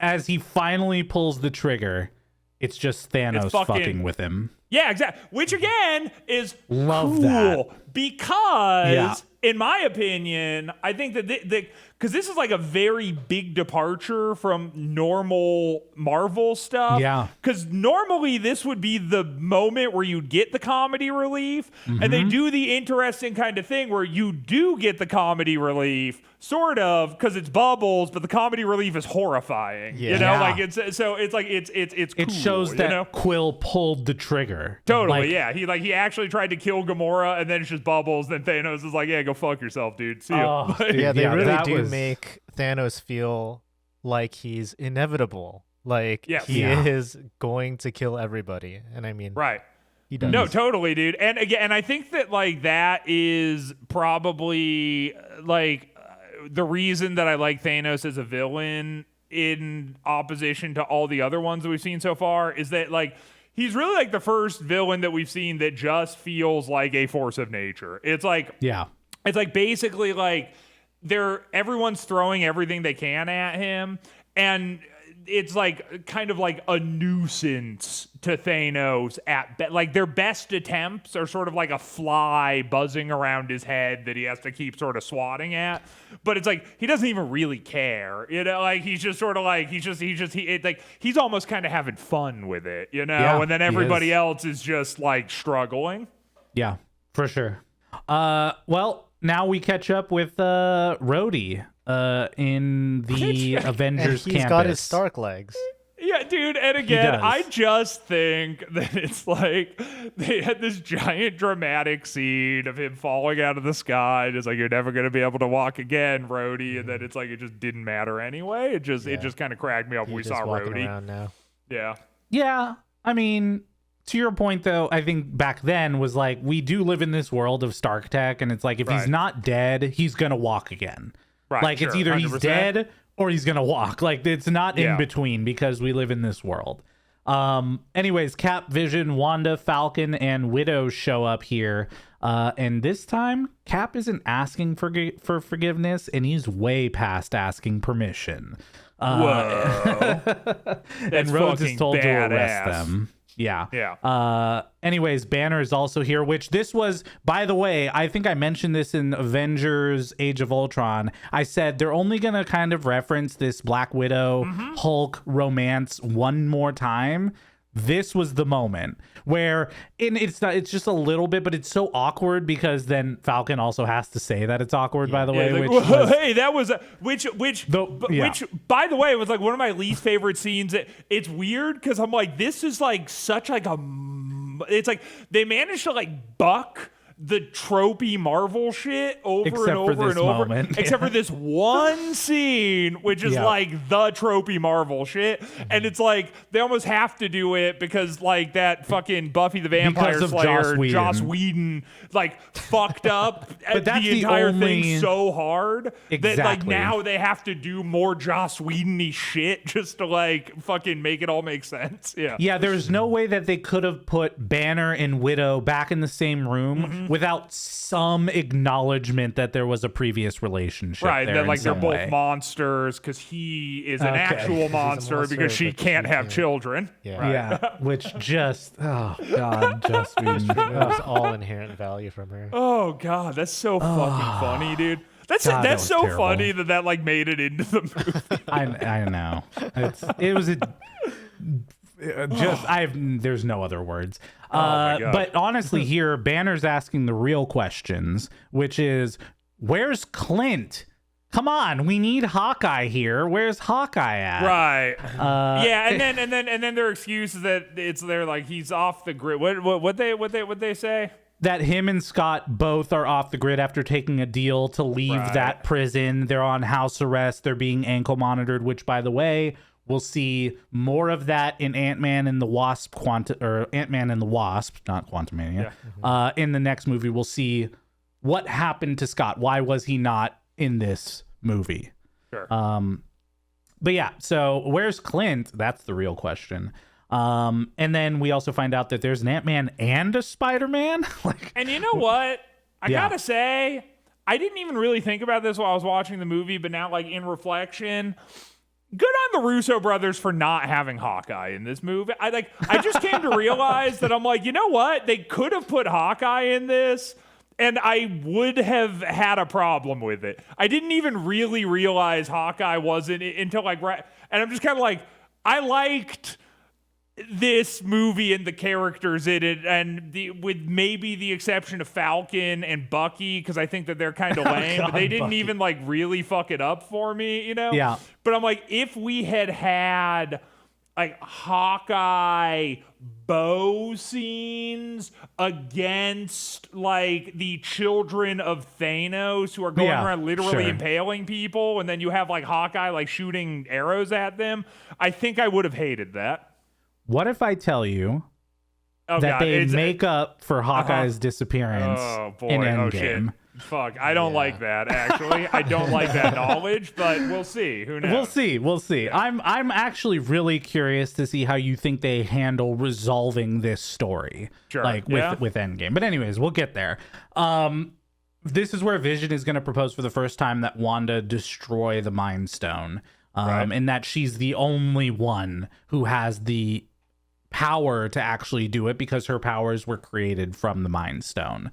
And this is where Cap says that we don't trade lives. But I guess the question is Vision really a person? And that's a whole other question. But they do think that they might be able to... Yeah, my answer is also no. Yeah. They do think they might be able to remove the Mind Stone from Vision. And there's only one place that could do that. And it's Wakanda, baby. Wakanda, baby. We're back. I did like the music in this moment, though, where, like, as he's like, I think I know of a place, and as he's saying it, you kind of start to hear the Black Panther music in the background, and then it cuts to them heading to Wakanda. But the good news here is Bucky is here. Yeah. And Bucky thank is God, here. We see oh man, I was like, fuck, dude, we've gone like an hour and a half in this movie and we haven't seen Bucky Barnes. I wonder what he's up to. Yep, but he's been given now a new arm made of vibranium so he can join the fight. Right. And thank goodness, because we were just missing out on the White Wolf, also known as the Winter Soldier, also not known as Captain America. Right, because Captain America is not the Winter Soldier. Nope. And he's also not a Civil War. He's also not a Civil War, parentheses, Bucky Barnes is the Winter Soldier, parentheses, Bucky Barnes is not, however, the Civil War, parentheses, Bucky Barnes is, however, known as the White Wolf, which is different than the Civil War, and also the Winter Soldier, end parentheses, end parentheses, end parentheses, 2. Yeah. Boom. There it is. Boom. There it is. And that's what they called this scene on the script. But now we catch back up with Doctor Strange. He is on the donut ship, and he is now being woken up to all of these very precise needles all around him. And Ebony Maw is talking to him about getting the time stone off of his body. Yeah, and even I kind of like it kind of goes into what I was saying before too, but I think that sort of a lot of the brutality of this movie was a bit uncharacteristic of like MCU stuff. You get to kind of see it again. And I'm sure that we'll talk about it later when like Nebula is getting like ripped apart, you know, but it's like you have sort of like these things where it's like, and I kind of liked how like it's like these aren't just like regular shards. These are like there's something like weirder going on because like every time they're like pressing into Doctor Strange, it's like they're turning his skin like strange colors and stuff. Like there's like something sort of even extra nefarious about these, and kind of reminded me of like I don't know if you ever played Dead Space 2, but there's like a scene where you basically have to like get this like chip implanted in your brain. And so like Isaac has to like hold his eyes open as this needle is like slowly going in towards his eye, and then it like pierces through his eye to like go into his brain. Yeah. And it's like I was thinking about that the entire time. Because again, it's like this is like a very like body horror kind of thing. It's like it's creepy. Like it's spooky, all these sharp things around your face, you know, you don't want that, you know, and it's cool. Yeah. Yeah, it's violent acupuncture. Yeah. It's violent acupuncture, yes. This is when we find out that Peter did not go back to Earth and that Spider-Man is on the ship. And Tony's not super happy about that. And so he suggests a plan based on the really old movie called Aliens. And they're going to set up to blast a hole in the side of the ship to kick Ebony Maw right off of it. Yep. And this is another one of those kind of like brutal death moments where it's like he's sucked out into the void of space and then like shrivels up and dies in space before they lock it all back up. Yeah, and again, it sort of is like, you know, I don't know. It's just interesting how they handled that stuff in these movies too, because it's like that dude's like dead. Like there's no and it's like kind of quick and almost like not even like there's almost no real like build up to it either, you know. They just sort of like shoot him out into space and then he dies, but it's like it's, you know, which is just kind of brutal, but like a lot of this movie is more brutal than what you normally get out of MCU stuff. So it works like that for the antagonists as well.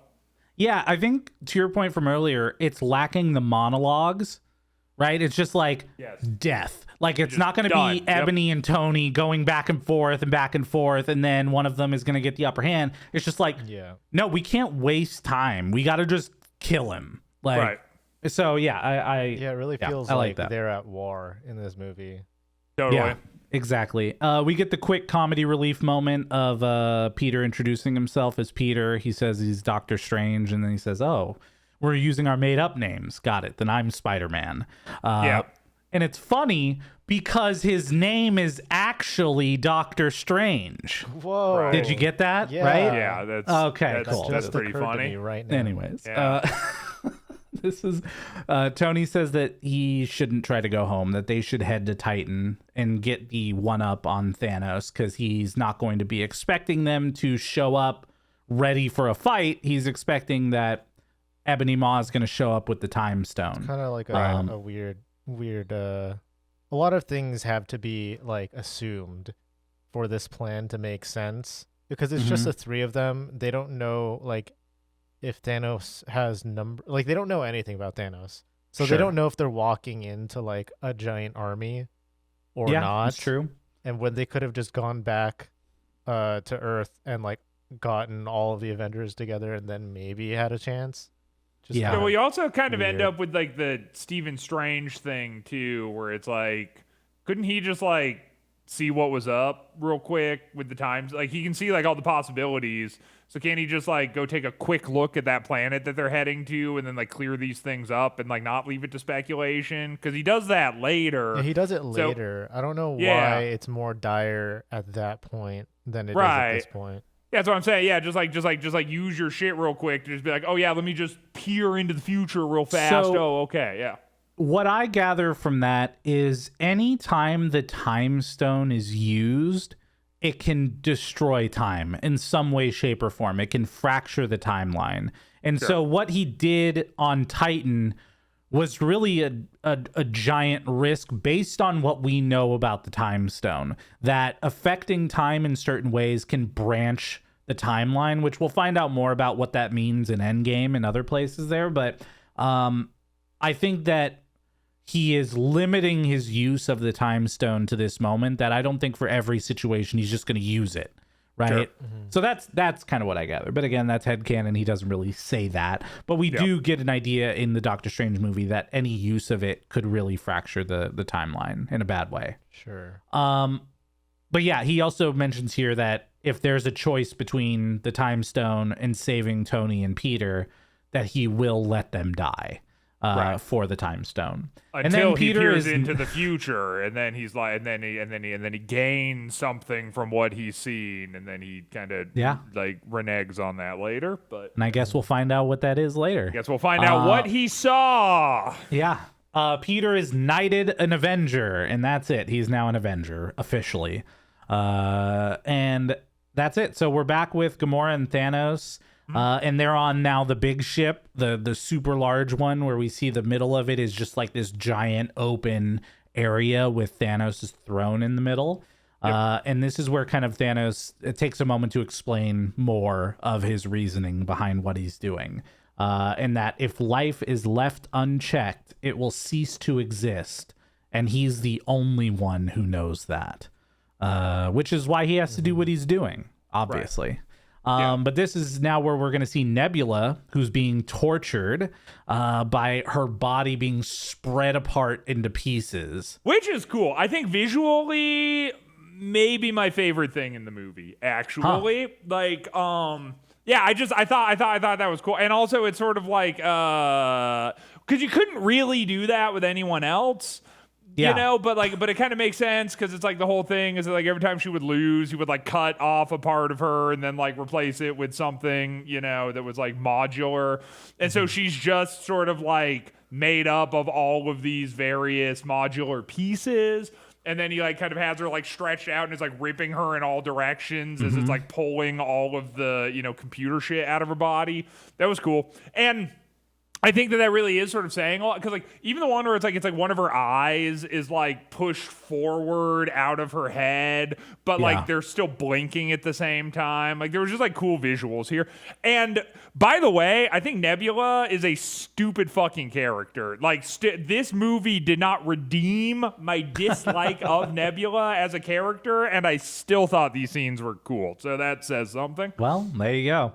Yeah. And this is also a mechanic here that we're going to see again, potentially, where Nebula is clearly recording what she sees across the world, because this is where we get the clip played. Narc, dude. Yep.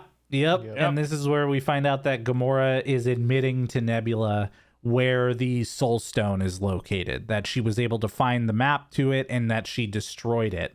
Also, like, when... Well, I mean, like, Gamora's led a full life, and this was before... Okay. Oh, we are going to get later in Endgame when they were looking for stones originally, before Gamora met the Guardians. Got it. Okay. Yeah, that makes them. Yes. Okay. Sick. Yep. So anyways. We'll see. Now that they know where the Soul Stone is, that's gonna kick off that whole thing. Here is where Thor is talking to Rocket, and this is where like Thor, you can see kind of the emotional impact from everything that he's dealt with. From his mom dying, to his dad dying, to Loki dying right in front of him, to all of these things. And he just is super confident that he will be able to take out Thanos. And that if he's wrong, what more could he lose? Yep. He has nothing. He has nothing else to live for anyway. But I mean, Thor has really gone through it. Like, you know, regardless of how you've kind of felt about his movies, like he has really gone through a lot of shit through his movies, where all of the people, I mean, his crew even, right? Everyone except for one of them is all dead. Like half of Asgard is dead. His parents are dead. Loki's dead. Like he's really gone through quite a lot through the MCU. Yeah, for sure. And so and then they give him the eye, which wasn't it's not the eye. It's not the same eye. Because I remember you mentioning that, and I was like, that would have been cool. If they had kept that continuity thread, but they didn't, you know? Yeah, I just don't understand why they wouldn't have. Why wouldn't they? Yeah, I mean, because they just forgot. They could have just not explained where he got it from, and everyone would have just had to connect the dots themselves. Exactly. Well, the thing is I always wonder with something like this, when you bring in like the Russo brothers and whoever helped write it. I mean, I'm sure that there's been like a ongoing kind of writer who maybe consults across all of these to try to help bridge the gap between the movies. Mm-hmm. But it's like, how much do they know about the previous movies of the MCU to try to thread those needles appropriately? Sure. You know, because it's just so much stuff before this movie shows up. 3 full phases of backstory to like thread into this movie. So yeah, I always wonder how they keep continuity going across all these. They should have some sort of like lore master writer, at least one. Yeah. That had like read all the scripts, watched all the movies, and was like an expert on it. But I mean, it is hard to keep so many details continuous throughout like a decade's worth of content. Yep. But anyways, Thor and Rocket make it to Nidavellir, which is looking completely empty and abandoned, and they find that the star that powers the planet has been disabled, and that the rings are misaligned at this point. Yep.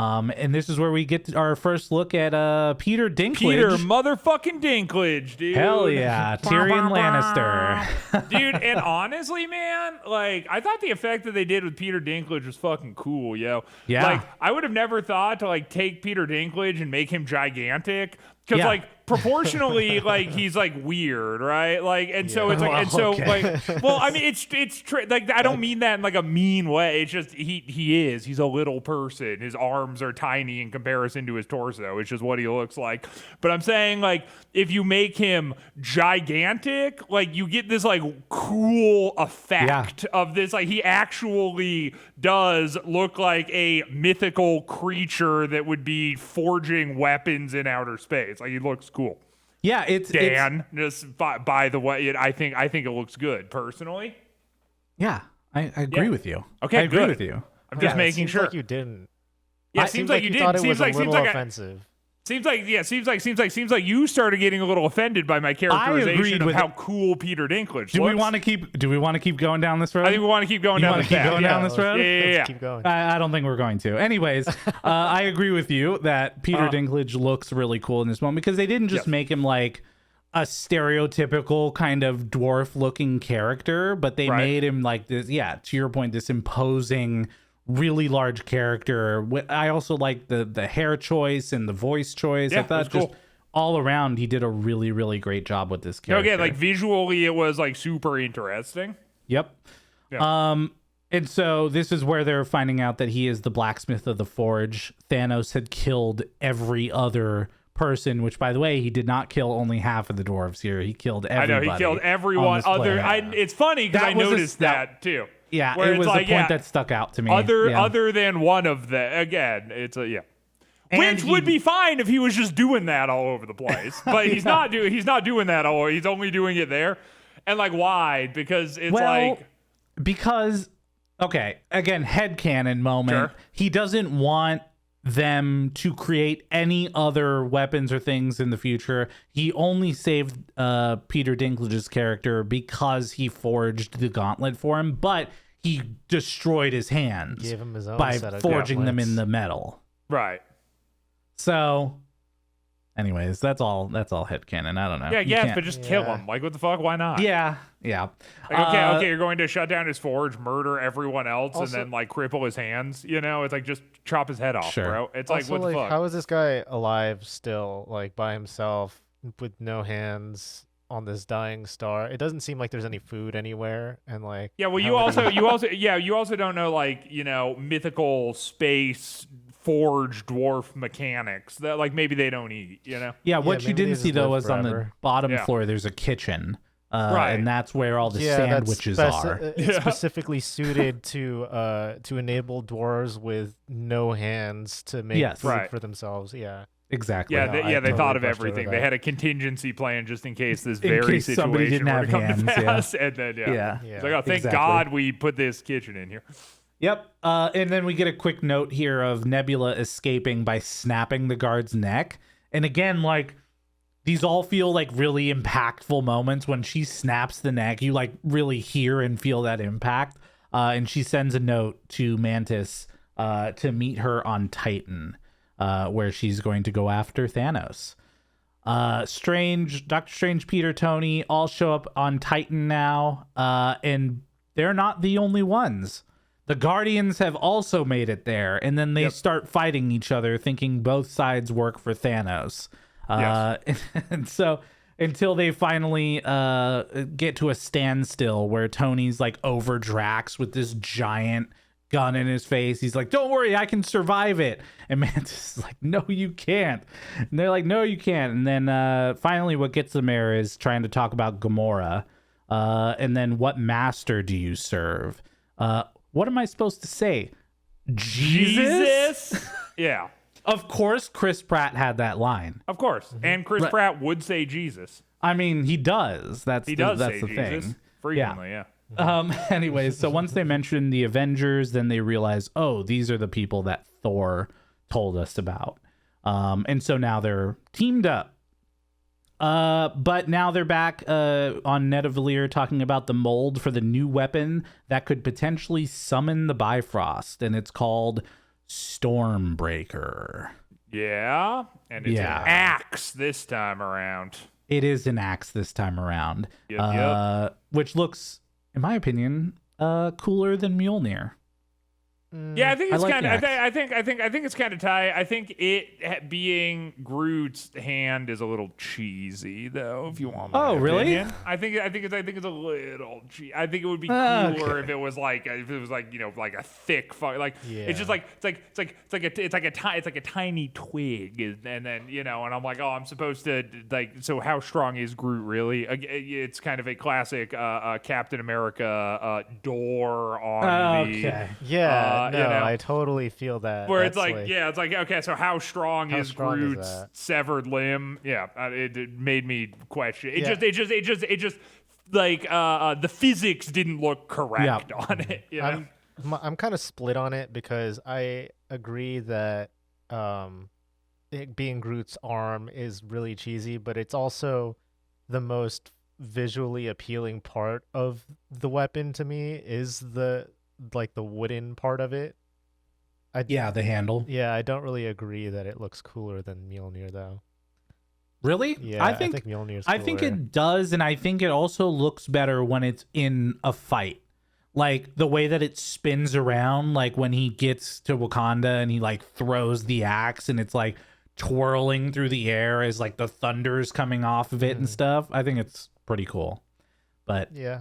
I mean, I don't have enough. I think maybe the reason to really argue the point. Yeah, I think maybe the reason that I like Mjolnir more than the axe too is because, like, I feel like an axe is what you would expect someone to fight with, whereas like a hammer is like it like stands out a little more, which makes it like a little more iconic, because it's like, you can just imagine a guy you've seen a guy with an axe 100 times, but like you don't really see a guy with a hammer that often, so it's kind of like Thor's hammer is like a thing, Yeah. Yep. Well, now we're back with Tony and the Guardians, and when we watched, I think, the first Guardians movie, you said, I'd really like to see how these characters would interact with, like, Tony Stark. And I said specifically, maybe we'll see that. Specifically, not Drax. These, I don't give a fuck. Drax. Yeah. And we got that. You know what? Yeah. And Drax was written well in this movie, so that's fine too. Yeah, where he's yawning as Tony's talking about the plan. Yeah. This is a fun moment, even if Quill is the worst part of it. Right. Sure. Oh man. Well, also like really, when you think about it, I mean, it's not, but like Quill is kind of like the whole reason that the galaxy ends up doomed, and it's sort of strange that like. I don't know if they bring that up later or not, but it's kind of like he's like the actual linchpin to everything going horribly wrong in this movie, and no one really addresses it after the fact, Yeah, it's true. I mean, we're gonna get there, but they get the glove off. Like, they get the gauntlet off. Yeah, they would have. That's it. It would have been done. Yeah. Except for like Peter Quill was like, I'm going to attack you, and Tony Stark is like it's not even a thing where it's like there's like this impulse thing. It's like Tony is like, we almost have the glove. We're going for the glove. Yeah. We almost have it off.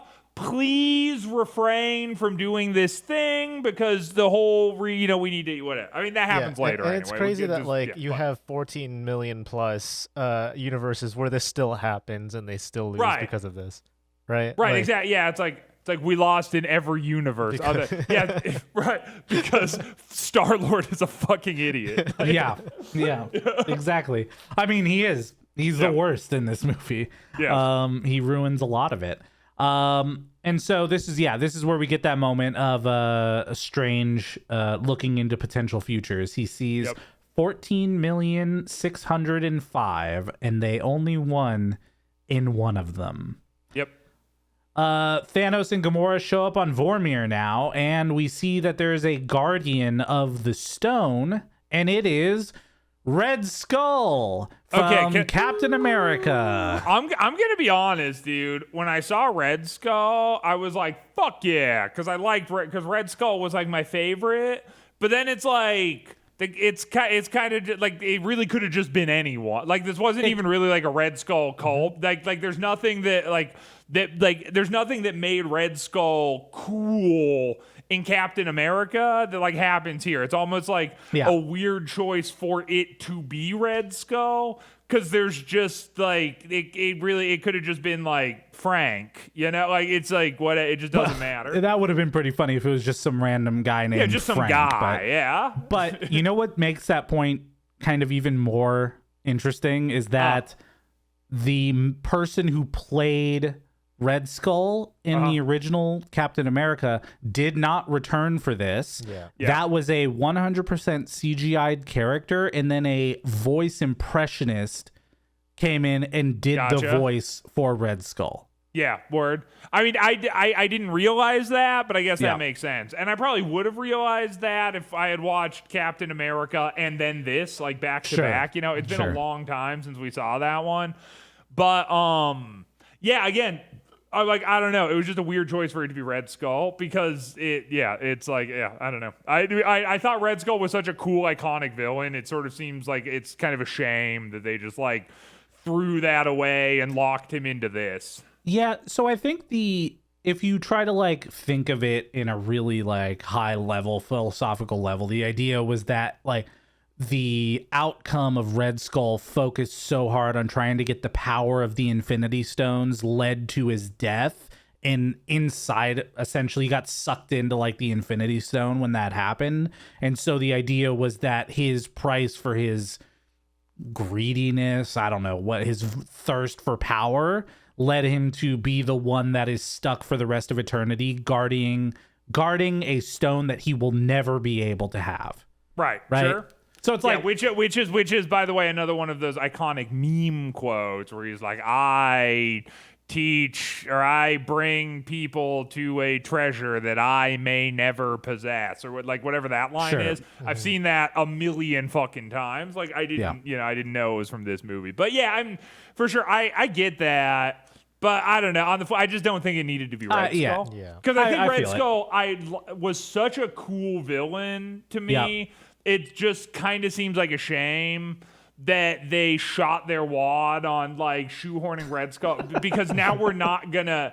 It's like it's confirmed that it's like we're not gonna see like another cool Red Skull thing. Like it's like he's not gonna show up again. Like he's stuck here for all eternity. This is the end of the Red Skull story. It's over. What if they get to Vormir and like out of the shadows is like this cloaked figure and he like lifts his hood up and it's Howard the Duck. Yeah, and he's like, "What's up, guys?" All right. Well, this is where we find out that I may have liked that the more, Soul Stone. Yeah, to get the Soul Stone, you have to make a sacrifice, and it's not just any sacrifice. You have to lose that which you love, a soul for a soul. And Gamora is like, "Ha, idiot. You're stuck now. You're at a roadblock now. Like, that's it. This whole thing has been built up to this moment. And because you are so focused on this goal of yours and throwing everyone to the side that you could ever care about, you'll never get the Soul Stone," which leads to Thanos turning around with like a tear coming down his face showing that he did actually care for Gamora. Right. Well, beyond care, he loved Gamora. Yeah, as a daughter. I mean, he calls her his daughter the whole movie, right? I mean, this is really leading up to that point to show that Thanos is really willing to do anything to succeed in his goal here of wiping out half the universe. Yeah. And he throws her right off the cliff. Yep. And without really even a moment's hesitation. He's just kind of like, "Hey, sorry about this." Yeah, this wasn't like dragged out. None of it. He lets her have her moment, and then he grabs her and throws her off the side of the cliff. Yep. And we also, by the way, mentioned earlier about the blood, like when she stabbed Thanos. Even in this moment, when she's at the bottom, like mangled, her body's at the bottom of the cliff. You even see like green blood around her head, as if like she's been demolished by the fall. Yes. Which was just another like interesting note that we don't normally see in other. No, totally. Like I said, I mean, they really upped the brutality in this movie. They like wanted you to feel it, Yep. All right, so Thanos has the Soul Stone now. He's got 4 of the 6 stones, and the only ones left are the Mind Stone and the Time Stone. And the Mind one is in Vision, and the Time Stone is with Strange. Yep. And so Cap's crew arrives at Wakanda now, and Okoye thought, when we opened Wakanda, I thought we'd get the Olympics or a Starbucks. Turns out that that's not the case. But a Starbucks in Wakanda Forever really would have sold that point home. Unfortunately, spoiler alert, there are no Starbucks in Wakanda Forever. Damn. No. I know. Guess I won't be seeing it then. And then here I wrote, the moment Christian has been waiting for. Bucky and Cap reunited. Yeah, Bucky and Captain America back at it again. Which, okay, and maybe this changes in Endgame. But I'm like, it's like, so Bucky, like, I don't like Bucky anyway, right? I know. We've established this at I'm this aware. point. But we've been getting like teased about like Bucky's big return for like 8 movies at this point. I mean, well, and not literally, but across the entirety of Phase 3. Sure. Like basically it's like Phase 3, like everything is sort of like, oh, Bucky, oh man, Bucky. And it's like, who gives a fuck? A, but then B, it's like Bucky shows back up, and then it's like he doesn't really do anything, and then he just gets dusted at the end anyway, and it's just kind of like, why did we like wait like fucking 6 movies to get like, it's like, what fundamentally in this movie would have changed if Bucky had just died at the end of Civil War instead. What about the narrative of this movie is different? And it's like nothing. It's like Bucky just doesn't do. It's like he's like we're hyping him up. We're like, oh, thank God Bucky's back. But then it's like it doesn't change anything, and he just dies at the end anyway. So what the fuck? Why? Dan, you're not wrong. I think, if anything, the only thing that Bucky really affects is Captain America and how Cap would have changed if Bucky were actually killed. Yeah. Right? Does that change his character? How would it change his character? Is that something they even want to explore? Are they keeping Bucky alive to not have to take that path with Captain America? Like, maybe that's it. I don't know, honestly. That's as far as I can think. But anyway, so it is like Bucky is back. And again, we get like the dramatic music. He has the vibranium arm. It's like, again, they like pile all this shit up around him. And it's just it just doesn't lead to anything. It's nothing. It doesn't fucking matter. Well, I think that eventually we know that Captain America is not going to be part of the MCU, right? I mean, eventually we know that Chris Evans is no longer going to play Captain America. Sure. And so the question comes, Falcon is like Cap's right-hand man throughout the most of the second half of the phases of the ones we've watched so far. And so if he goes away and Falcon steps up, then who's kind of Falcon's right-hand person? And I think they're kind of keeping him around until that happens, which, spoiler, there is a show that comes out in Phase 4 called Falcon and the Winter Soldier. Right. So, parentheses, not a Civil War, and also not Steve Rogers. Right, correct. Yeah, so anyways, all right. We spent a lot of time on Bucky, thank goodness. Sure. Yeah, dude. So they bring Vision to Shuri, and she starts looking at how Vision was built and immediately outsmarts Banner and Tony and how they built Vision and was like, why didn't you just do it like this? And Banner's like, because we didn't think of that. And kind of shows in this quick moment, like, oh yeah, Wakanda's like way ahead of anything that these guys were doing in the first place. But now the children of Thanos have arrived to Wakanda, and they are going to evacuate the city and get this man a shield. Except Cap gets these like shitty arm shields, which they're attack shields. They were fine, I guess, but like the way that he said, "Get this man a shield," I was like, "Oh, cool. Maybe they're gonna get him like a Wakanda version of the Captain America shield." Yeah, instead he got these. They just have regular Captain America shields just stockpiled everywhere. No, I'm not even saying it would look like. I'm saying like a circular shield, or even like something that was even closely reminiscent of that. Sure. But he didn't really even get a shield. He got gloves that have little. Weapons. He got fist shields. Which whatever, I guess. Well, dude, and it's funny that you mentioned World of Warcraft too, because it's like this whole scene feels so much like a World of Warcraft like CGI or in-game cutscene. Like the lady like child of Thanos, the girl, like she kind of looks like Illidan a little bit. Yeah, kind of. And then she's kind of Illidan-esque, and then it's like Wakanda, like the set. It kind of looks like Orgrimmar a little bit, like with the nature. So it's like her with this like legion of demons like storming, and it's like I just kept thinking about World of Warcraft the entire. Like it actually just looks like a World of Warcraft like expansion cutscene where it's just like. Hark, the legion of the demonic doom descends upon Azeroth. It's like, okay. Like that. Well, I mean, okay, go ahead. Just wanted to say that, like, I really actually liked the shield things that Captain America got here, because it kind of makes you think about his character arc. And how he's almost shed his entire like patriotic vibe, and he's very much like roguish now.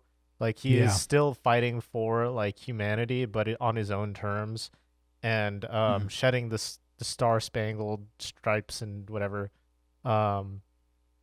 is kind of very symbolic. And the fact that it's not like the round circle, it's now like he's got these like pointy shields for attacking is like really cool to me. Yeah, no, that's fair.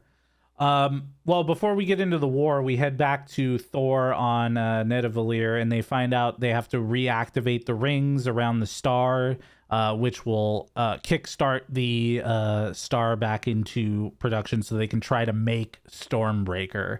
And once they realign the rings, they realize that the iris still isn't going to open, so that Thor is going to have to hold it open and take in the power of the star to forge Stormbreaker, which cool. This is I guess where Mjolnir was made as well. So it was made in the same place by the same person, it sounds like. Yep, forged by the fires of a dying star. There it is. Cool. Wakandans are getting ready for war. Bruce is in a Hulkbuster. Yeah, which I didn't get, like, where, like, did I just miss that? Was there some, like, perfectly reasonable explanation as to where that Hulkbuster suit came from? It came from Ultron. Yeah, but, like, why did they, like, have it? I mean, I have to assume they've always had it. Yeah. And even when after the first one, that Tony wouldn't just, like, not want there to be a Hulkbuster suit, you know, like, there's going to be enemies in the future that would require them to have a Hulkbuster suit. But where would it have just been, like, chilling? Because he's not in the Hulkbuster suit. Well, they have Avengers campus now, right? Yeah. Like, they have that whole campus of places they could be storing all of these suits. And just like how Tony called Iron Spider's suit at the start of the movie, and that came out of Avengers campus, I think it's the same thing.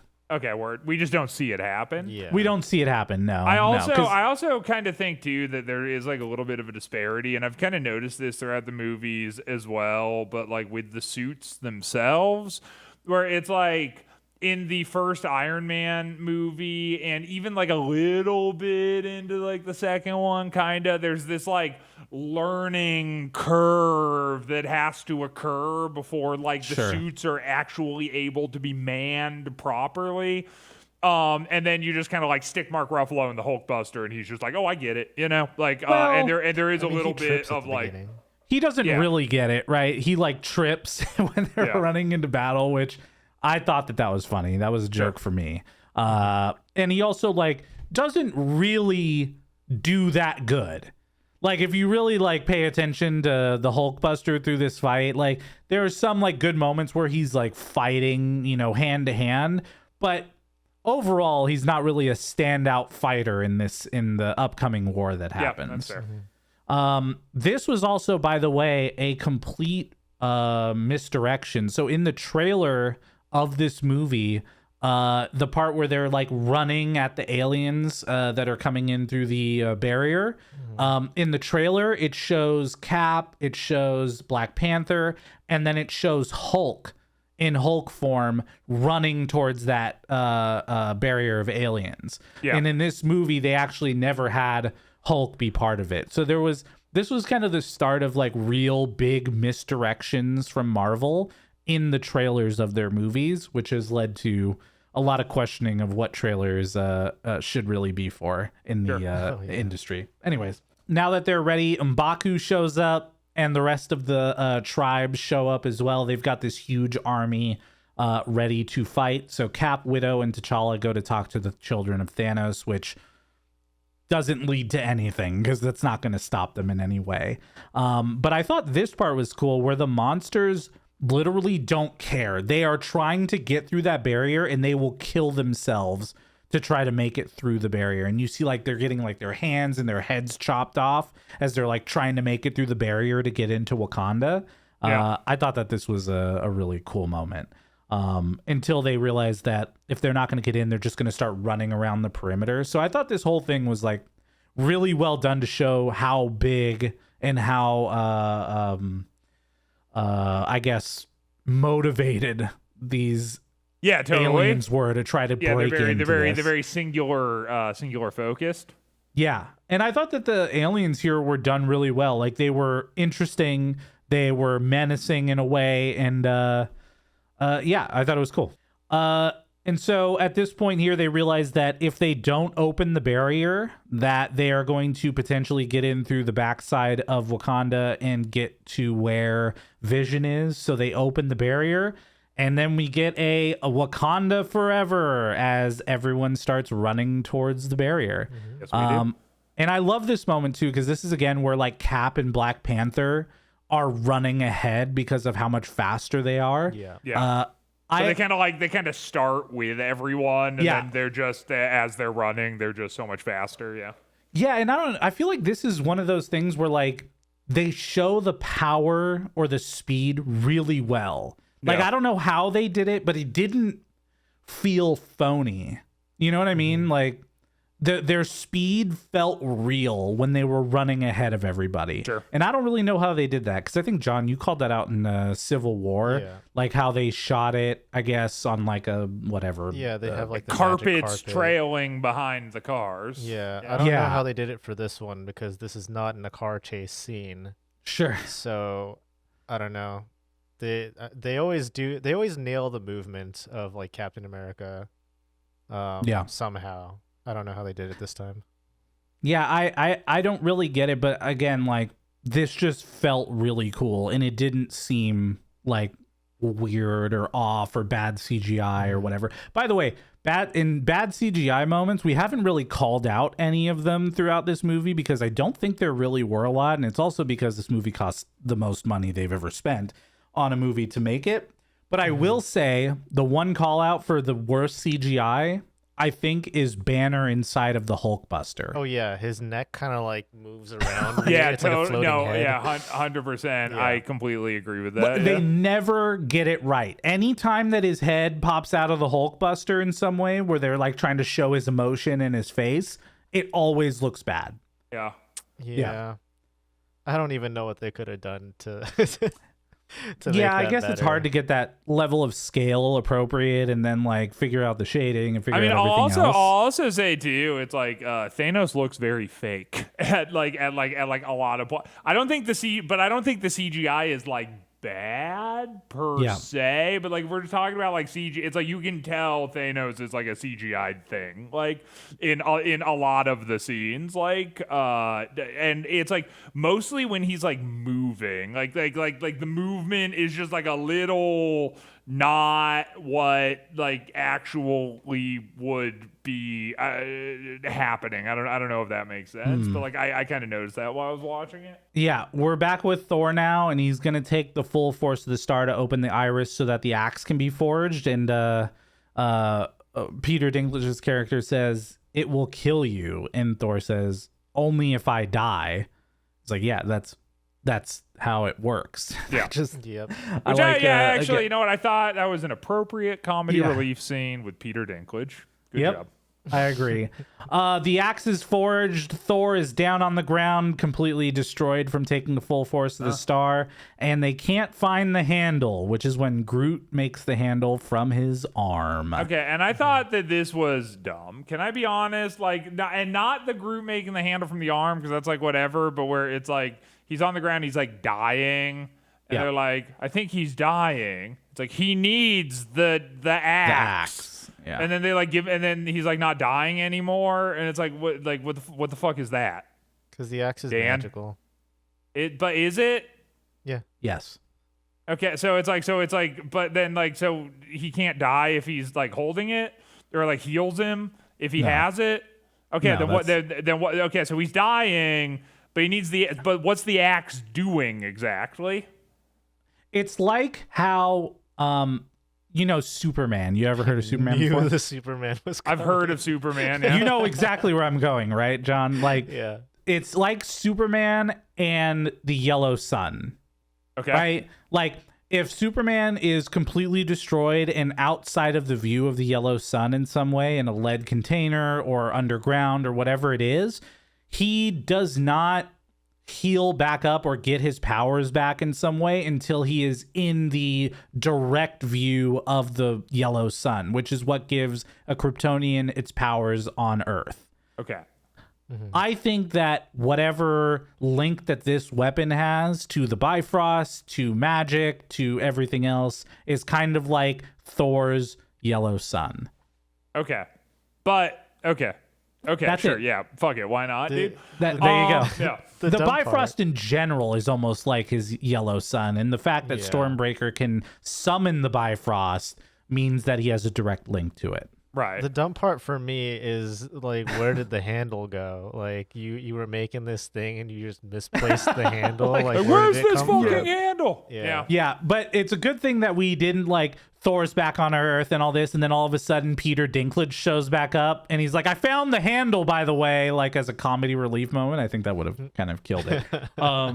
But anyways, Hey, can I get some air horns really quick? yeah, of course. Okay, at this point in the podcast, I figure that we might want to break down everybody's favorite Oh. segment, Allison's Here we go. thoughts. So So this time, often I try to sort of, she tells me her thoughts and I try to sum them up. But today I Sure. was like, last night we were watching, and I was like, you know what, I'm just going to type this out verbatim. Okay. Every word out of Allison's mouth, verbatim, Okay. typed out. And so we just have a nice uninterrupted stream of consciousness coming from Allison. So there's no media bias in this one. So there's no media bias. There's no Yeah. agendas here. We just have the sort of the raw, unfiltered truth. Okay. All right, here we go. Allison's thoughts.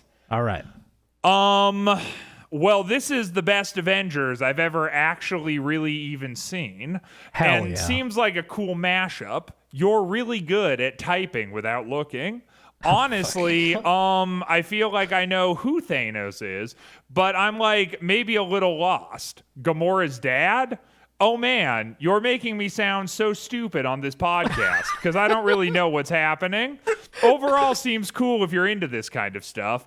I wish I saw the one. What's it called? Black Panther? That seems cool. Are you really typing all of this out? I'm just here for the experience. I'll let you know when it's all over. Don't make me sound like an idiot on your podcast. And don't type that either. Okay, well, you great go. Allison's thoughts. Thank you very much, Allison. That was Yeah, a great appreciate you. segment. Yeah, wow. Yeah, and Don't to worry, be fair, this is Allison. the actual. And kind of the funny part is because she has watched all of these movies with me, with the exception of Black Panther. Where just like scheduling wise, the only Yeah. time I had the chance to watch it was one day while she was at work because I was busy. But she's watched all the rest of them with me, and other than like the two Avengers movies that she like fell asleep during. So it's like Yeah, of she's seen course. like all the bullshit filler and then she fell asleep during the first two Avengers movies. She actually finished this one. But I think because she fell asleep during the like she didn't know like what the fuck like Infinity Stones were or whatever, because it's like there's context that you miss if you sleep through the Avengers films. Yeah. Yep. So anyway, there you go. All right, good Allison's thoughts. I enjoyed that one. Thank you so much. We get the standard Marvel moment here, which I only noticed because Christian has ruined movie watching for me. Thank you so which much, is the all hope is lost moment. Dude, I noted that too. And yes, for sure, where it's like you see every one of the main characters and it's like, well, Banner's being covered in goons and Black Panther's surrounded and Captain America's getting beat on and it's, oh no, fuck, are they really just gonna lose like that? And wouldn't you know it, no, because they never do. If you see a scene in a movie where everybody's getting fucked on, something big's about to happen.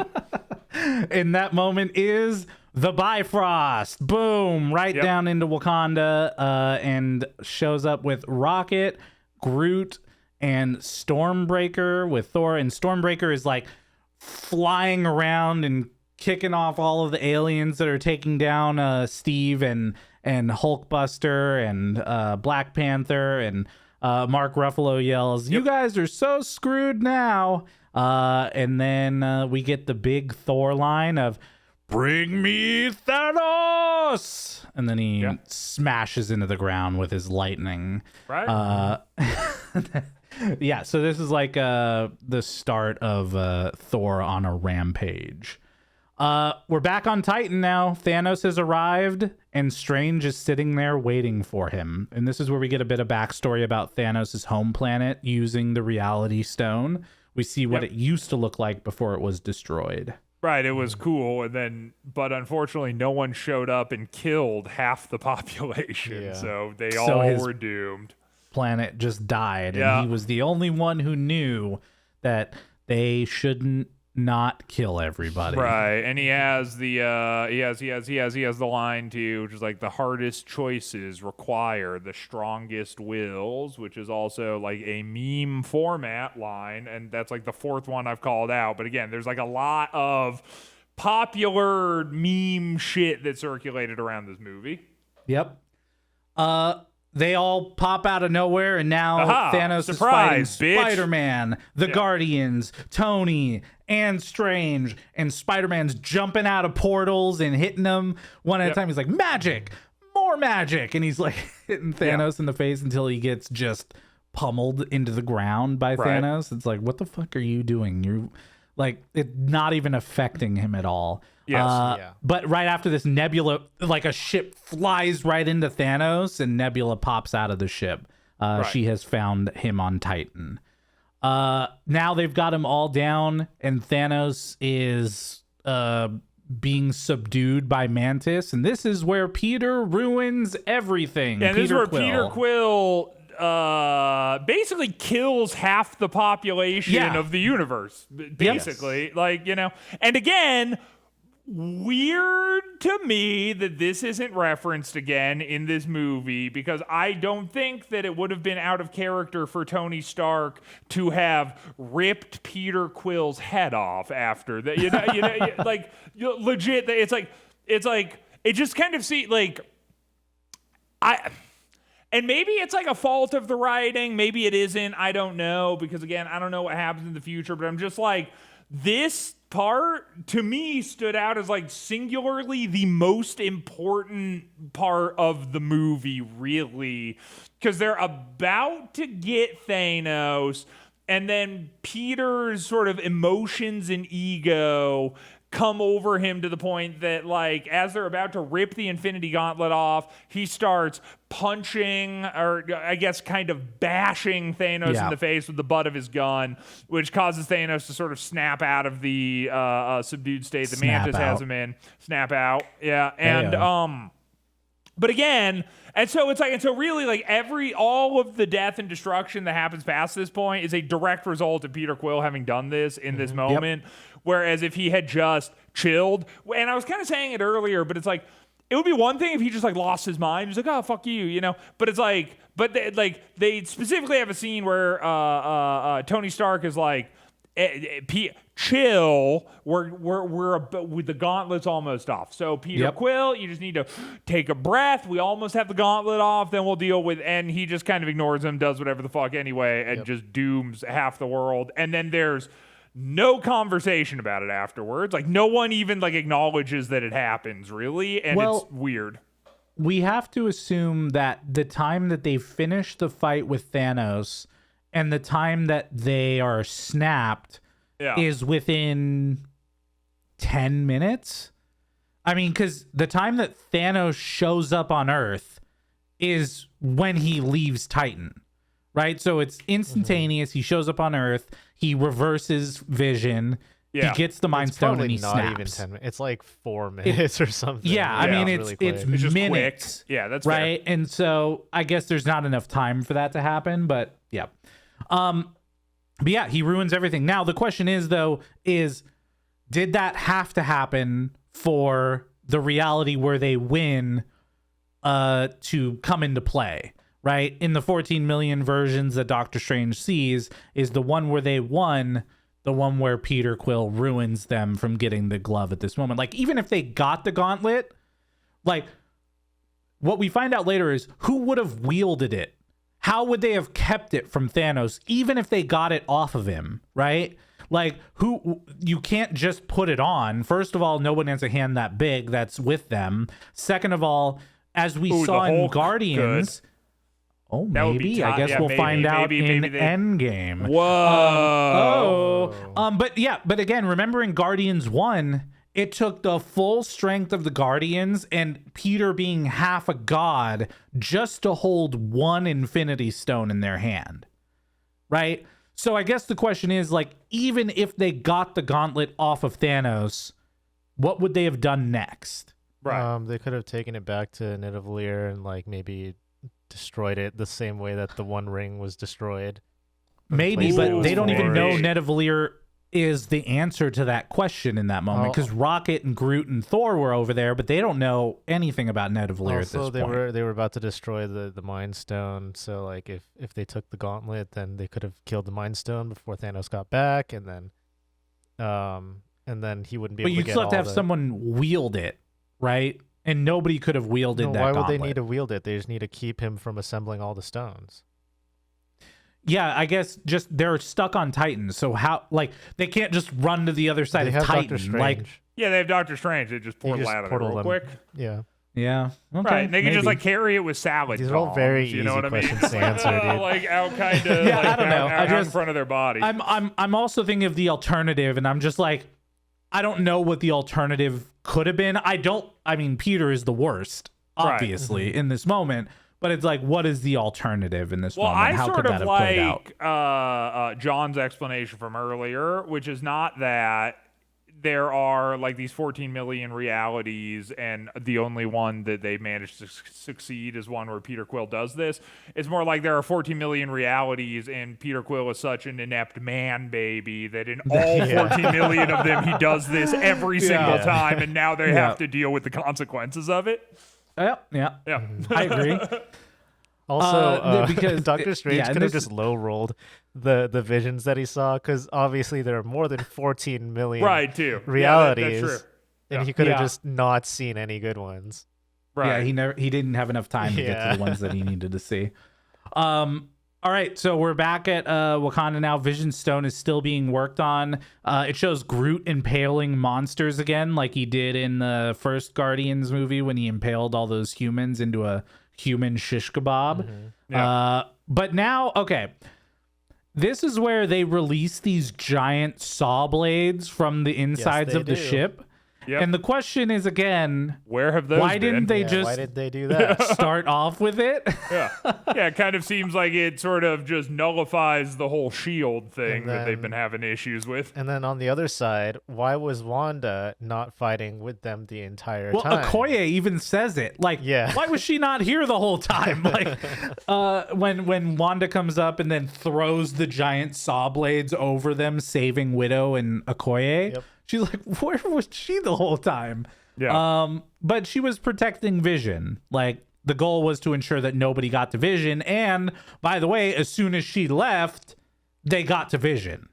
Right? So, I guess that's it. I mean, they said, as soon as they saw Wanda on the field, they said, she's left, go get Vision. And then they go and get him for the Mind Stone. Yeah, so I guess that's what the deal is. Wanda, Widow, and Okoye fight the alien woman person together. And this is where we get a little moment of Mark Ruffalo as Bruce Banner talking to Hulk. And Hulk is just still refusing to come out. Like, Hulk is damaged from his fight from Thanos and is clearly scared in this moment. Vision gets stabbed and Cap shows up to save him. Finally, Wanda destroys Vision's just that. Getting stabbed a lot in this movie. There's a lot of just him just getting impaled by things. Because he's the only one that can take it without there being too much blood. Totally. I also kind of don't understand how Vision's like electronics work, I guess. Because like when he gets stabbed, it's like what part of him in his body is making his self function? I thought the whole thing was powered off the Mind Stone, so why would it matter if his body got stabbed? Like, I guess it just didn't make sense to me that he was being affected by that. Does that make sense? Like how in Age of Ultron, there's that moment where like Wanda pulls out a heart from I forgot about Ultron or one of the Ultron monsters. Right, Do you remember that? Yeah, I know, like, for sure. Why the fuck does it have a heart? That doesn't even make any sense. Right? So like from a tech perspective, I was like, wait, I don't like he's getting stabbed, but why is that killing him? Right. If the Mind Stone is what makes him, couldn't he just be a head with the Mind Stone on it? Like, anyways. I don't know. Yeah, I guess not. Yeah, so I guess not. Anyways, Wanda brutally kills the alien woman by throwing her into a saw blade, and they get the blue blood on their faces from that. Right. And like, said that was gross. Yucky. Yeah. Anyways, they are still fighting Thanos on Titan. Doctor Strange is essentially using his crazy mystical powers to generate like a bunch of different versions of himself. I thought this was like a cool little Dude, I CGI thought that was moment. cool, and I also thought it was cool that then like Thanos just like uses the reality stone or whatever to just be like, oh, it's you, and then just like boom, he's just like fucking up Stephen Strange. Yeah. Yep. And there you go. He's using the stones, right? He's not forgetting that he has them. Anyways, they're all down now, and then Tony and Thanos finally get their like moment where Tony's been like tortured by this idea of Thanos for so long. And Thanos knows who Tony is at this moment. It's like it's confirming everything that Tony's been mentioning up until this point. And they have a bit of a moment here before Tony throws every conceivable thing at Thanos, which leads to just a drop of blood. Yep. Tony just doesn't have the power to do this. And this is where I was mentioning before, where his suit starts to like deteriorate as he's putting all of the energy towards destroying Thanos or putting up the shield to block his attacks from the Infinity Stone. Yep. This was a really cool way to show the impact of the hits he was taking. Also, cool detail is that like depending on the stone that he was using, they glow on Thanos's gauntlet. Like every single time he uses one of the powers, the respective stone glows. Yeah. Yeah, it was a cool fight here, and as Tony's suit is losing power, he finally pulls the knife off of Tony's suit and stabs him right in the stomach. And says, what was it? Something to the effect of like, I hope they remember you. And then Strange here wants Tony's life spared, and he says he will give up the time stone for Tony's life. But that's in direct contradiction to that thing that he had said before. Yep. It almost seems like he maybe knows something we don't. It's almost like this has to happen for the one version of the event where they win to play out. Yes, that he saw. That he saw. And that's it. 5 of 6 stones are acquired. Thanos gets the hell out of there. One and to Strange go. says, We're in the end game. The end game now. Cool. Yeah, and by the way, they didn't announce the title of the second Avengers movie until like 2 months before it came out. Yeah. It was just Avengers up until 2 months before, so people were constantly speculating about what this movie was going to be called. And one of the leading theories was Endgame, because Tony says it in Age of Ultron and Doctor Strange says it here in this moment. Also, that's such a like a little like waste of time to like speculate about. Like, why the fuck would it matter what the fuck the movie was called? I know, dude. It's fucking one of those things, dude. You just gotta you deal fucking with it, geeks. Yes, that's exactly it. Anyways, Wanda catches up to Vision. Vision says Thanos is here, and now he has arrived. With not a lot of fanfare, just like he's here, and they are spooked, essentially, at this moment. Vision is begging Wanda to destroy the stone. And this is a pretty emotional moment for them, but she starts to do it. And so the Avengers are now throwing everything they have at Thanos, and they're just one at a time being thrown off to the side. Hulkbuster is like phased through, and then he phases him into the rocks, like to hold the Hulkbuster suit. Yeah. That was pretty dope. Falcon is immediately tossed to the side, and his as he would be flappy wings are just like his flapping. Only superpower is having dumb wings. Like, it's not even a superpower, you know? He's like a shittier Iron Man. Okay. Yeah, kind of. It's true. That's literally it. I mean, it's Iron Man but worse, and then that's Falcon. Yep. There is a little moment here where Steve like essentially holds his gauntlet up, and Thanos is almost shocked at how strong Steve is until he just fucking punches him in the face and knocks him directly into the ground, really showing how strong Thanos is compared to them. Yeah. And then the stone, the time stone, or not the time stone, the mind stone is destroyed. Woo! That's it. They won, right? Yep. And that was another thing. I think that, John kind of said it earlier, but sort of like a thing that I did think was cool about Thanos in this movie is the sort of sense of like, the inevitability of Thanos, where it's like, because even this part's like kind of cool too, where it's like, haha, they got it. And then it's like with like, they don't even like dwell on it that long. He's just kind of like, oh, okay. And then he's like, whoop. He just like brings Vision back real quick. And he's like, bink, like it's not even like a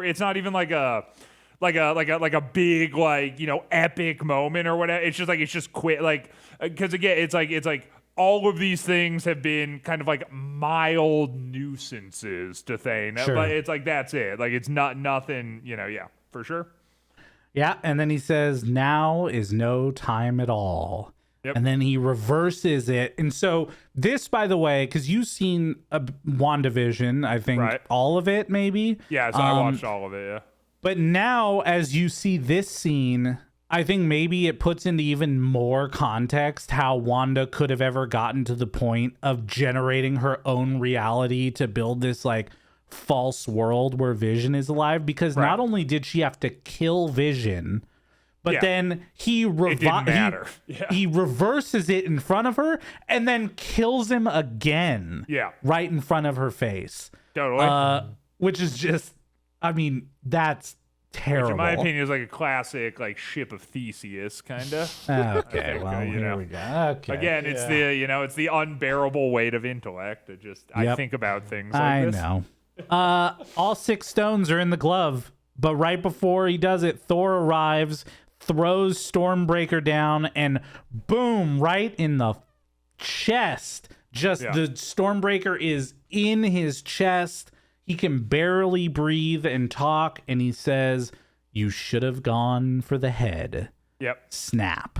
And I gotta say, I really liked the snap too, in the sense of like, I think, like, if I were to assume what the snap would be based on the context of all of the Marvel movies I've seen up till this point, it would have been a thing where it would have been like, and now my plan has come to fruition. And it would have been like a slow-mo scene of everybody like running up towards him while he like very slowly reaches his hand into the sky and like all this music's playing. And then you get like a shot of like Tony Stark's face screaming. He's like, no! And then like as they're like about to touch the gauntlet, it's like Yeah. In slow motion. Like, and that would have been fucking stupid. Like, and that's what Marvel does. Marvel does shit like that, and it's dumb. This was cool because it's just like everything else in the movie, where it's just like bink, and it's like that's it. Like it's like there you go. It's like everything else, and it's just like, oh yep, like New York's getting destroyed. It's just like bink, it's like they just impale Vision, just bink, like everything here, it's like, oh, they're just attacking Wakanda now, like. Everything that happens is like, it doesn't have this like dumb dramatic, like it's like it just feels sort of real, like this is real. This is really what would happen. It's like, he'd get stabbed and he'd be like, oh shit, I have a limited amount of time, I guess I better do the thing. Boop, done. And it was good. I liked the scene because of that. Yeah, for sure. So he snaps, and then we see Thanos going into this reality where he sees Child Gamora, and she asks, what did it cost? And he says, everything, which is another classic meme format. So that's like 5 meme formats in this movie. And then we're back to the Thor and Thanos escapes, and he's gone. And then all of a sudden, the first person to disappear is Bucky. And by the way, can I tell you verbatim what I wrote down in my notes here? Please. Thank fucking Christ, eat shit, Bucky. Okay. There you go. This I was kind of mentioning the whole like theater moment reaction of this. This was like when he snapped and then Bucky disappeared, the theater got super quiet. Yeah. And then other all than of me a sudden, like, clapping. Of course, yeah, of course. The army starts disappearing. Then T'Challa's next. Then Groot, Wanda, Falcon, Mantis, Drax, Quill, Strange. And Strange, before he goes, says there was no other way. Yeah. Which means, again, that he's seen what has happened and this is the way it was supposed to go. And Peter, this was the impactful one here. Peter, Spider-Man, says, Mr. Stark, I don't feel so good. I don't feel so good. That's another iconic meme. So we got like 6. The only one that like we didn't really get, and I think that this is actually will close off my infinity gauntlet of memes, is the Wanda being like, "You took everything from me," and then Thanos being like, I don't even know. I know that's what I'm saying. I think that I think that I have a frame of reference now for every single one of these memes that I've seen throughout all these years, other than that one, which happens next movie, and then I think I've collected all of them. Yep. Yeah, and then which we come also back means, by the way, that way more memes came out of Infinity War than came out of Endgame. To be fair. Well, we'll see. We'll see. Let's get through Endgame, let's get to Endgame. And then we get just one last moment where Cap realizes what's happened, and he says, "Oh God!" And then it cuts to Thanos walking out of his little hut, sitting down, watching the sunset, feeling fulfilled. And he gets a smile on his face as it hits credits. The last line of the script, Thanos smiled. And it was quiet as hell in the theater that I was in. This was not a clapping moment. It was like, what the fuck just happened? No one expected that was going to happen at the end of this movie. What was funny is that the two people in the MCU that were the worst about accidentally revealing spoilers were Tom Holland and Mark Ruffalo. Both of them had a very difficult time. And after this movie came out, there was an interview where Mark Ruffalo was talking about the movie, and he says, "Oh yeah, like everybody dies in this one." Right? And nobody kind of realized that he was actually serious, that everyone dies in this one.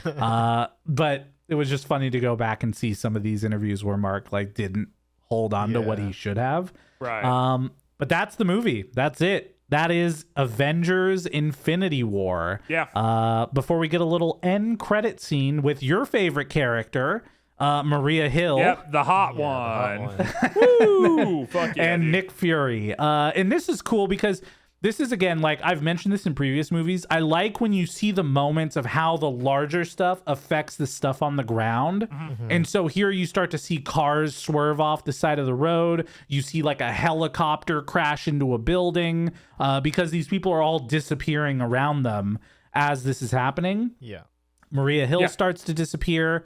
And then as Nick Fury is starting to disappear, he pulls out this pager, hits a button, and then as he's about to appear, he says, "Mother," and then classic Samuel L. we Jackson. see we see the pager, which shows a logo on it that if you're not a Marvel nerd, you would not know what it meant, and that logo was for Captain Marvel. And this is what I was talking about before, where like the timing was off, because at the very start of this post-credit scene, Maria Hill is talking about how like, oh yeah, these several signatures have just appeared in Wakanda, which means that either the timing is off or they got a really delayed signal about like when those signatures appeared in Wakanda, because the snap happens like seconds after she says that. And it just doesn't make sense timing wise. Yeah, I guess I didn't even pay attention to that part. I should have. I'll go back and rewatch it because I didn't get the sense of the mistiming, but that makes sense. Yeah, well, because it's in Africa, it's in like a different time zone. Yeah, but they that's it.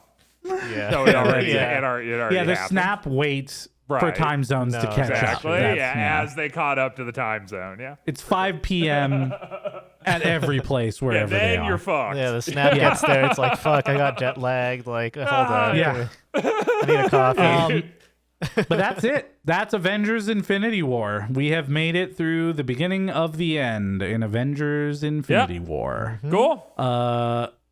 Wow. All right. Well, I'm interested to hear your thoughts, Christian. The what we liked, what we didn't, and then some final thoughts to take us out. So, I mean, again, I've already kind of said it, I think, throughout this, but I think the thing that I liked is that, I mean, like, really for this movie, it's like everything that I tend to kind of hate about Marvel movies, it sort of like didn't really do. I think like probably the worst parts of this movie in many ways were the parts where it did kind of get like tropey and Marvel-y, which does happen a few times. But the reality is it doesn't happen that much. Like, this is actually kind of like a stark departure from what we generally tend to see with these Marvel movies. I liked how aggressive it was. I liked that the violence was actually like really, really violent. Like, it's like it didn't like just take it up a bit. It was like over the top, which I thought was pretty cool. And kind of like necessary to show, sort of the severity of the circumstance. I mean, you think about like, other things that we've seen like within the MCU, it's like think about, like Whiplash next to Thanos, and it's like it's goofy versus like raw terror, so I think that they did a really good job of making like Thanos feel like imposing like that. And I think this is actually like one of the few Marvel movies that I can say I genuinely enjoyed. I actually liked this movie, believe it or not, at the end. But I kind of have a weird rating for it, right? Oh, don't you dare! Because I think I need to have like I almost want to have 2 ratings for it, but if I'm just being honest with myself and my actual enjoyment, I'm gonna lose my mind. You will, but in the opposite direction, because I think I'd probably give this movie an 8 as far as how much I enjoyed this movie.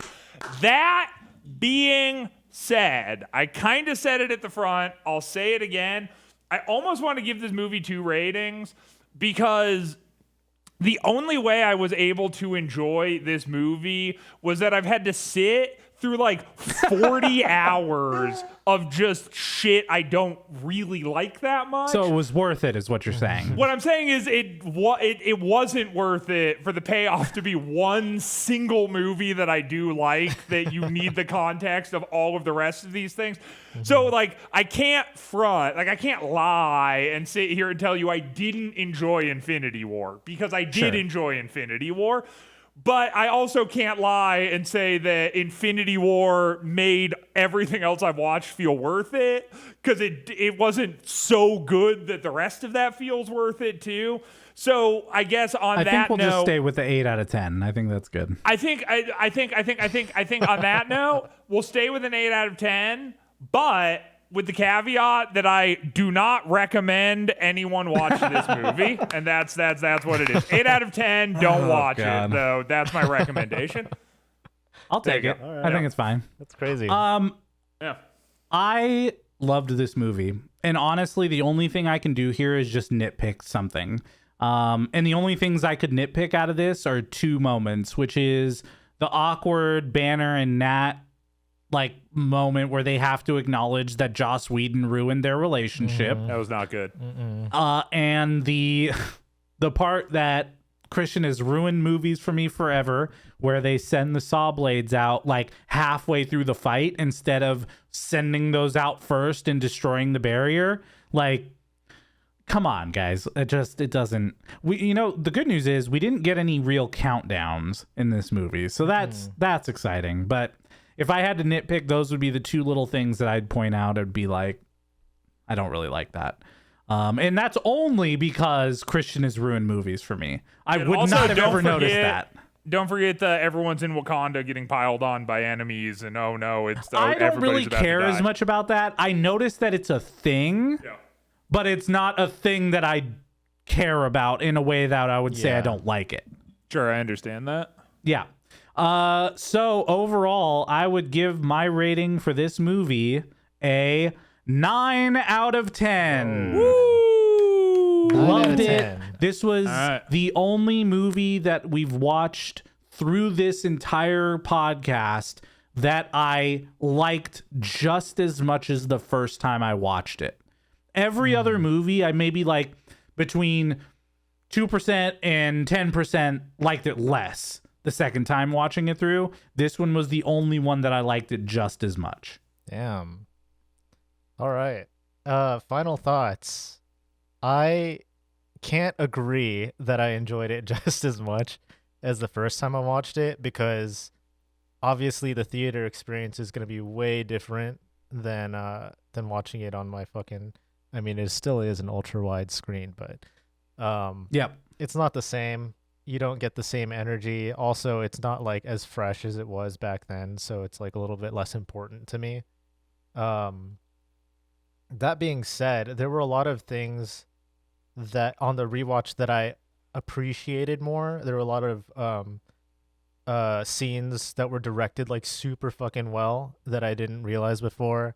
Especially that oneer that we were talking about at the beginning of the movie where Tony Stark opens up the Sanctum Sanctorum doors and then goes in, and it's just a oneer of the chaos ensuing and them finding out who they're supposed to be facing. Super sick stuff like that. There are still a lot of issues that I have with Thanos as a villain, but I guess it's not enough to really ruin it for me. But I did find myself being like distracted as I watched the movie because of how long it was, and I don't know if I could really blame the movie for that. It might just be me. It might just be a me problem. So I don't know. I think that this movie on rewatch, I think originally I would have given it like an 8.5, but on rewatch, I think I'm going to give it a solid 8. Okay. All right. Hey, fair enough. That's cool. A 9, an 8, and an 8. When's the last movie that we watched that we kind of had like a unanimous opinion on? Ant-Man. I think Ant-Man. Was it Ant-Man? Yeah, probably. Yeah. So anyway, because that was end of phase 2. Right. And end of phase 2. And then it was Civil War, and then which you were wrong about. Okay. I don't think I was wrong about. I think you were. I just thought it was kind of boring. You're wrong. Kind of a snore fest. Then we had Civil War. Then we had what was after Civil War? Was that Guardians 2? I think it was Guardians 2. Was it Guardians 2 after Civil War? Was it? It was Doctor Strange. Doctor Strange. Which actually we were kind of close on Doctor Strange. Yeah, like, on Doctor Strange. Yeah. It was close-ish. Like you still gave it a wrong rating, but like we were closer. I don't think I did give it a wrong rating personally. Guardians we were actually pretty close on because all of us thought it was pretty mediocre. Right. Yeah. Sure. Or terrible. Right. Spider-Man Homecoming. Yeah. Which I think we were. No, I don't think we were. Thor Ragnarok, we were way off. No. Black Panther, I think we were pretty off, and then here with Infinity War. Yeah. There you go. Yeah, cool. Well, I hope that they can bring the same thunder to Endgame, but. What I will say is that I think that part of why I liked this movie so much is because of how cynical and pessimistic it is for a superhero movie. And I kind of have a hard time envisioning them leaving Endgame on quite the same cynical, pessimistic foot that they're leaving Infinity War on, but maybe I'll be surprised. Who knows? We'll see. It's just an interesting upheaval because generally speaking, by the end of these movies, it's like good triumphed over evil. Congratulations. But we finally kind of get a movie where it's like, you know, it's not even really evil triumphing over good. It's just this unstoppable force, and it turns out they were powerless to do anything about it, and that's kind of the movie. Yeah. And I thought that was interesting. So we'll see if Endgame can maintain that level of interest. We'll see. Well, see? Yeah. Thanks for listening, everyone. Yeah, We're goodbye, again everybody. at the beginning of the end, and Yep. we'll see you next week for Ant-Man and the Wasp, or is it Ant-Man and the Wasp? It's Ant-Man and the Wasp next. Ant-Man and the Wasp, and Fuck apparently yeah. John says it's bad, but I don't All right. remember, so we'll see. Yeah, thanks All right, everybody. see ya. Bye.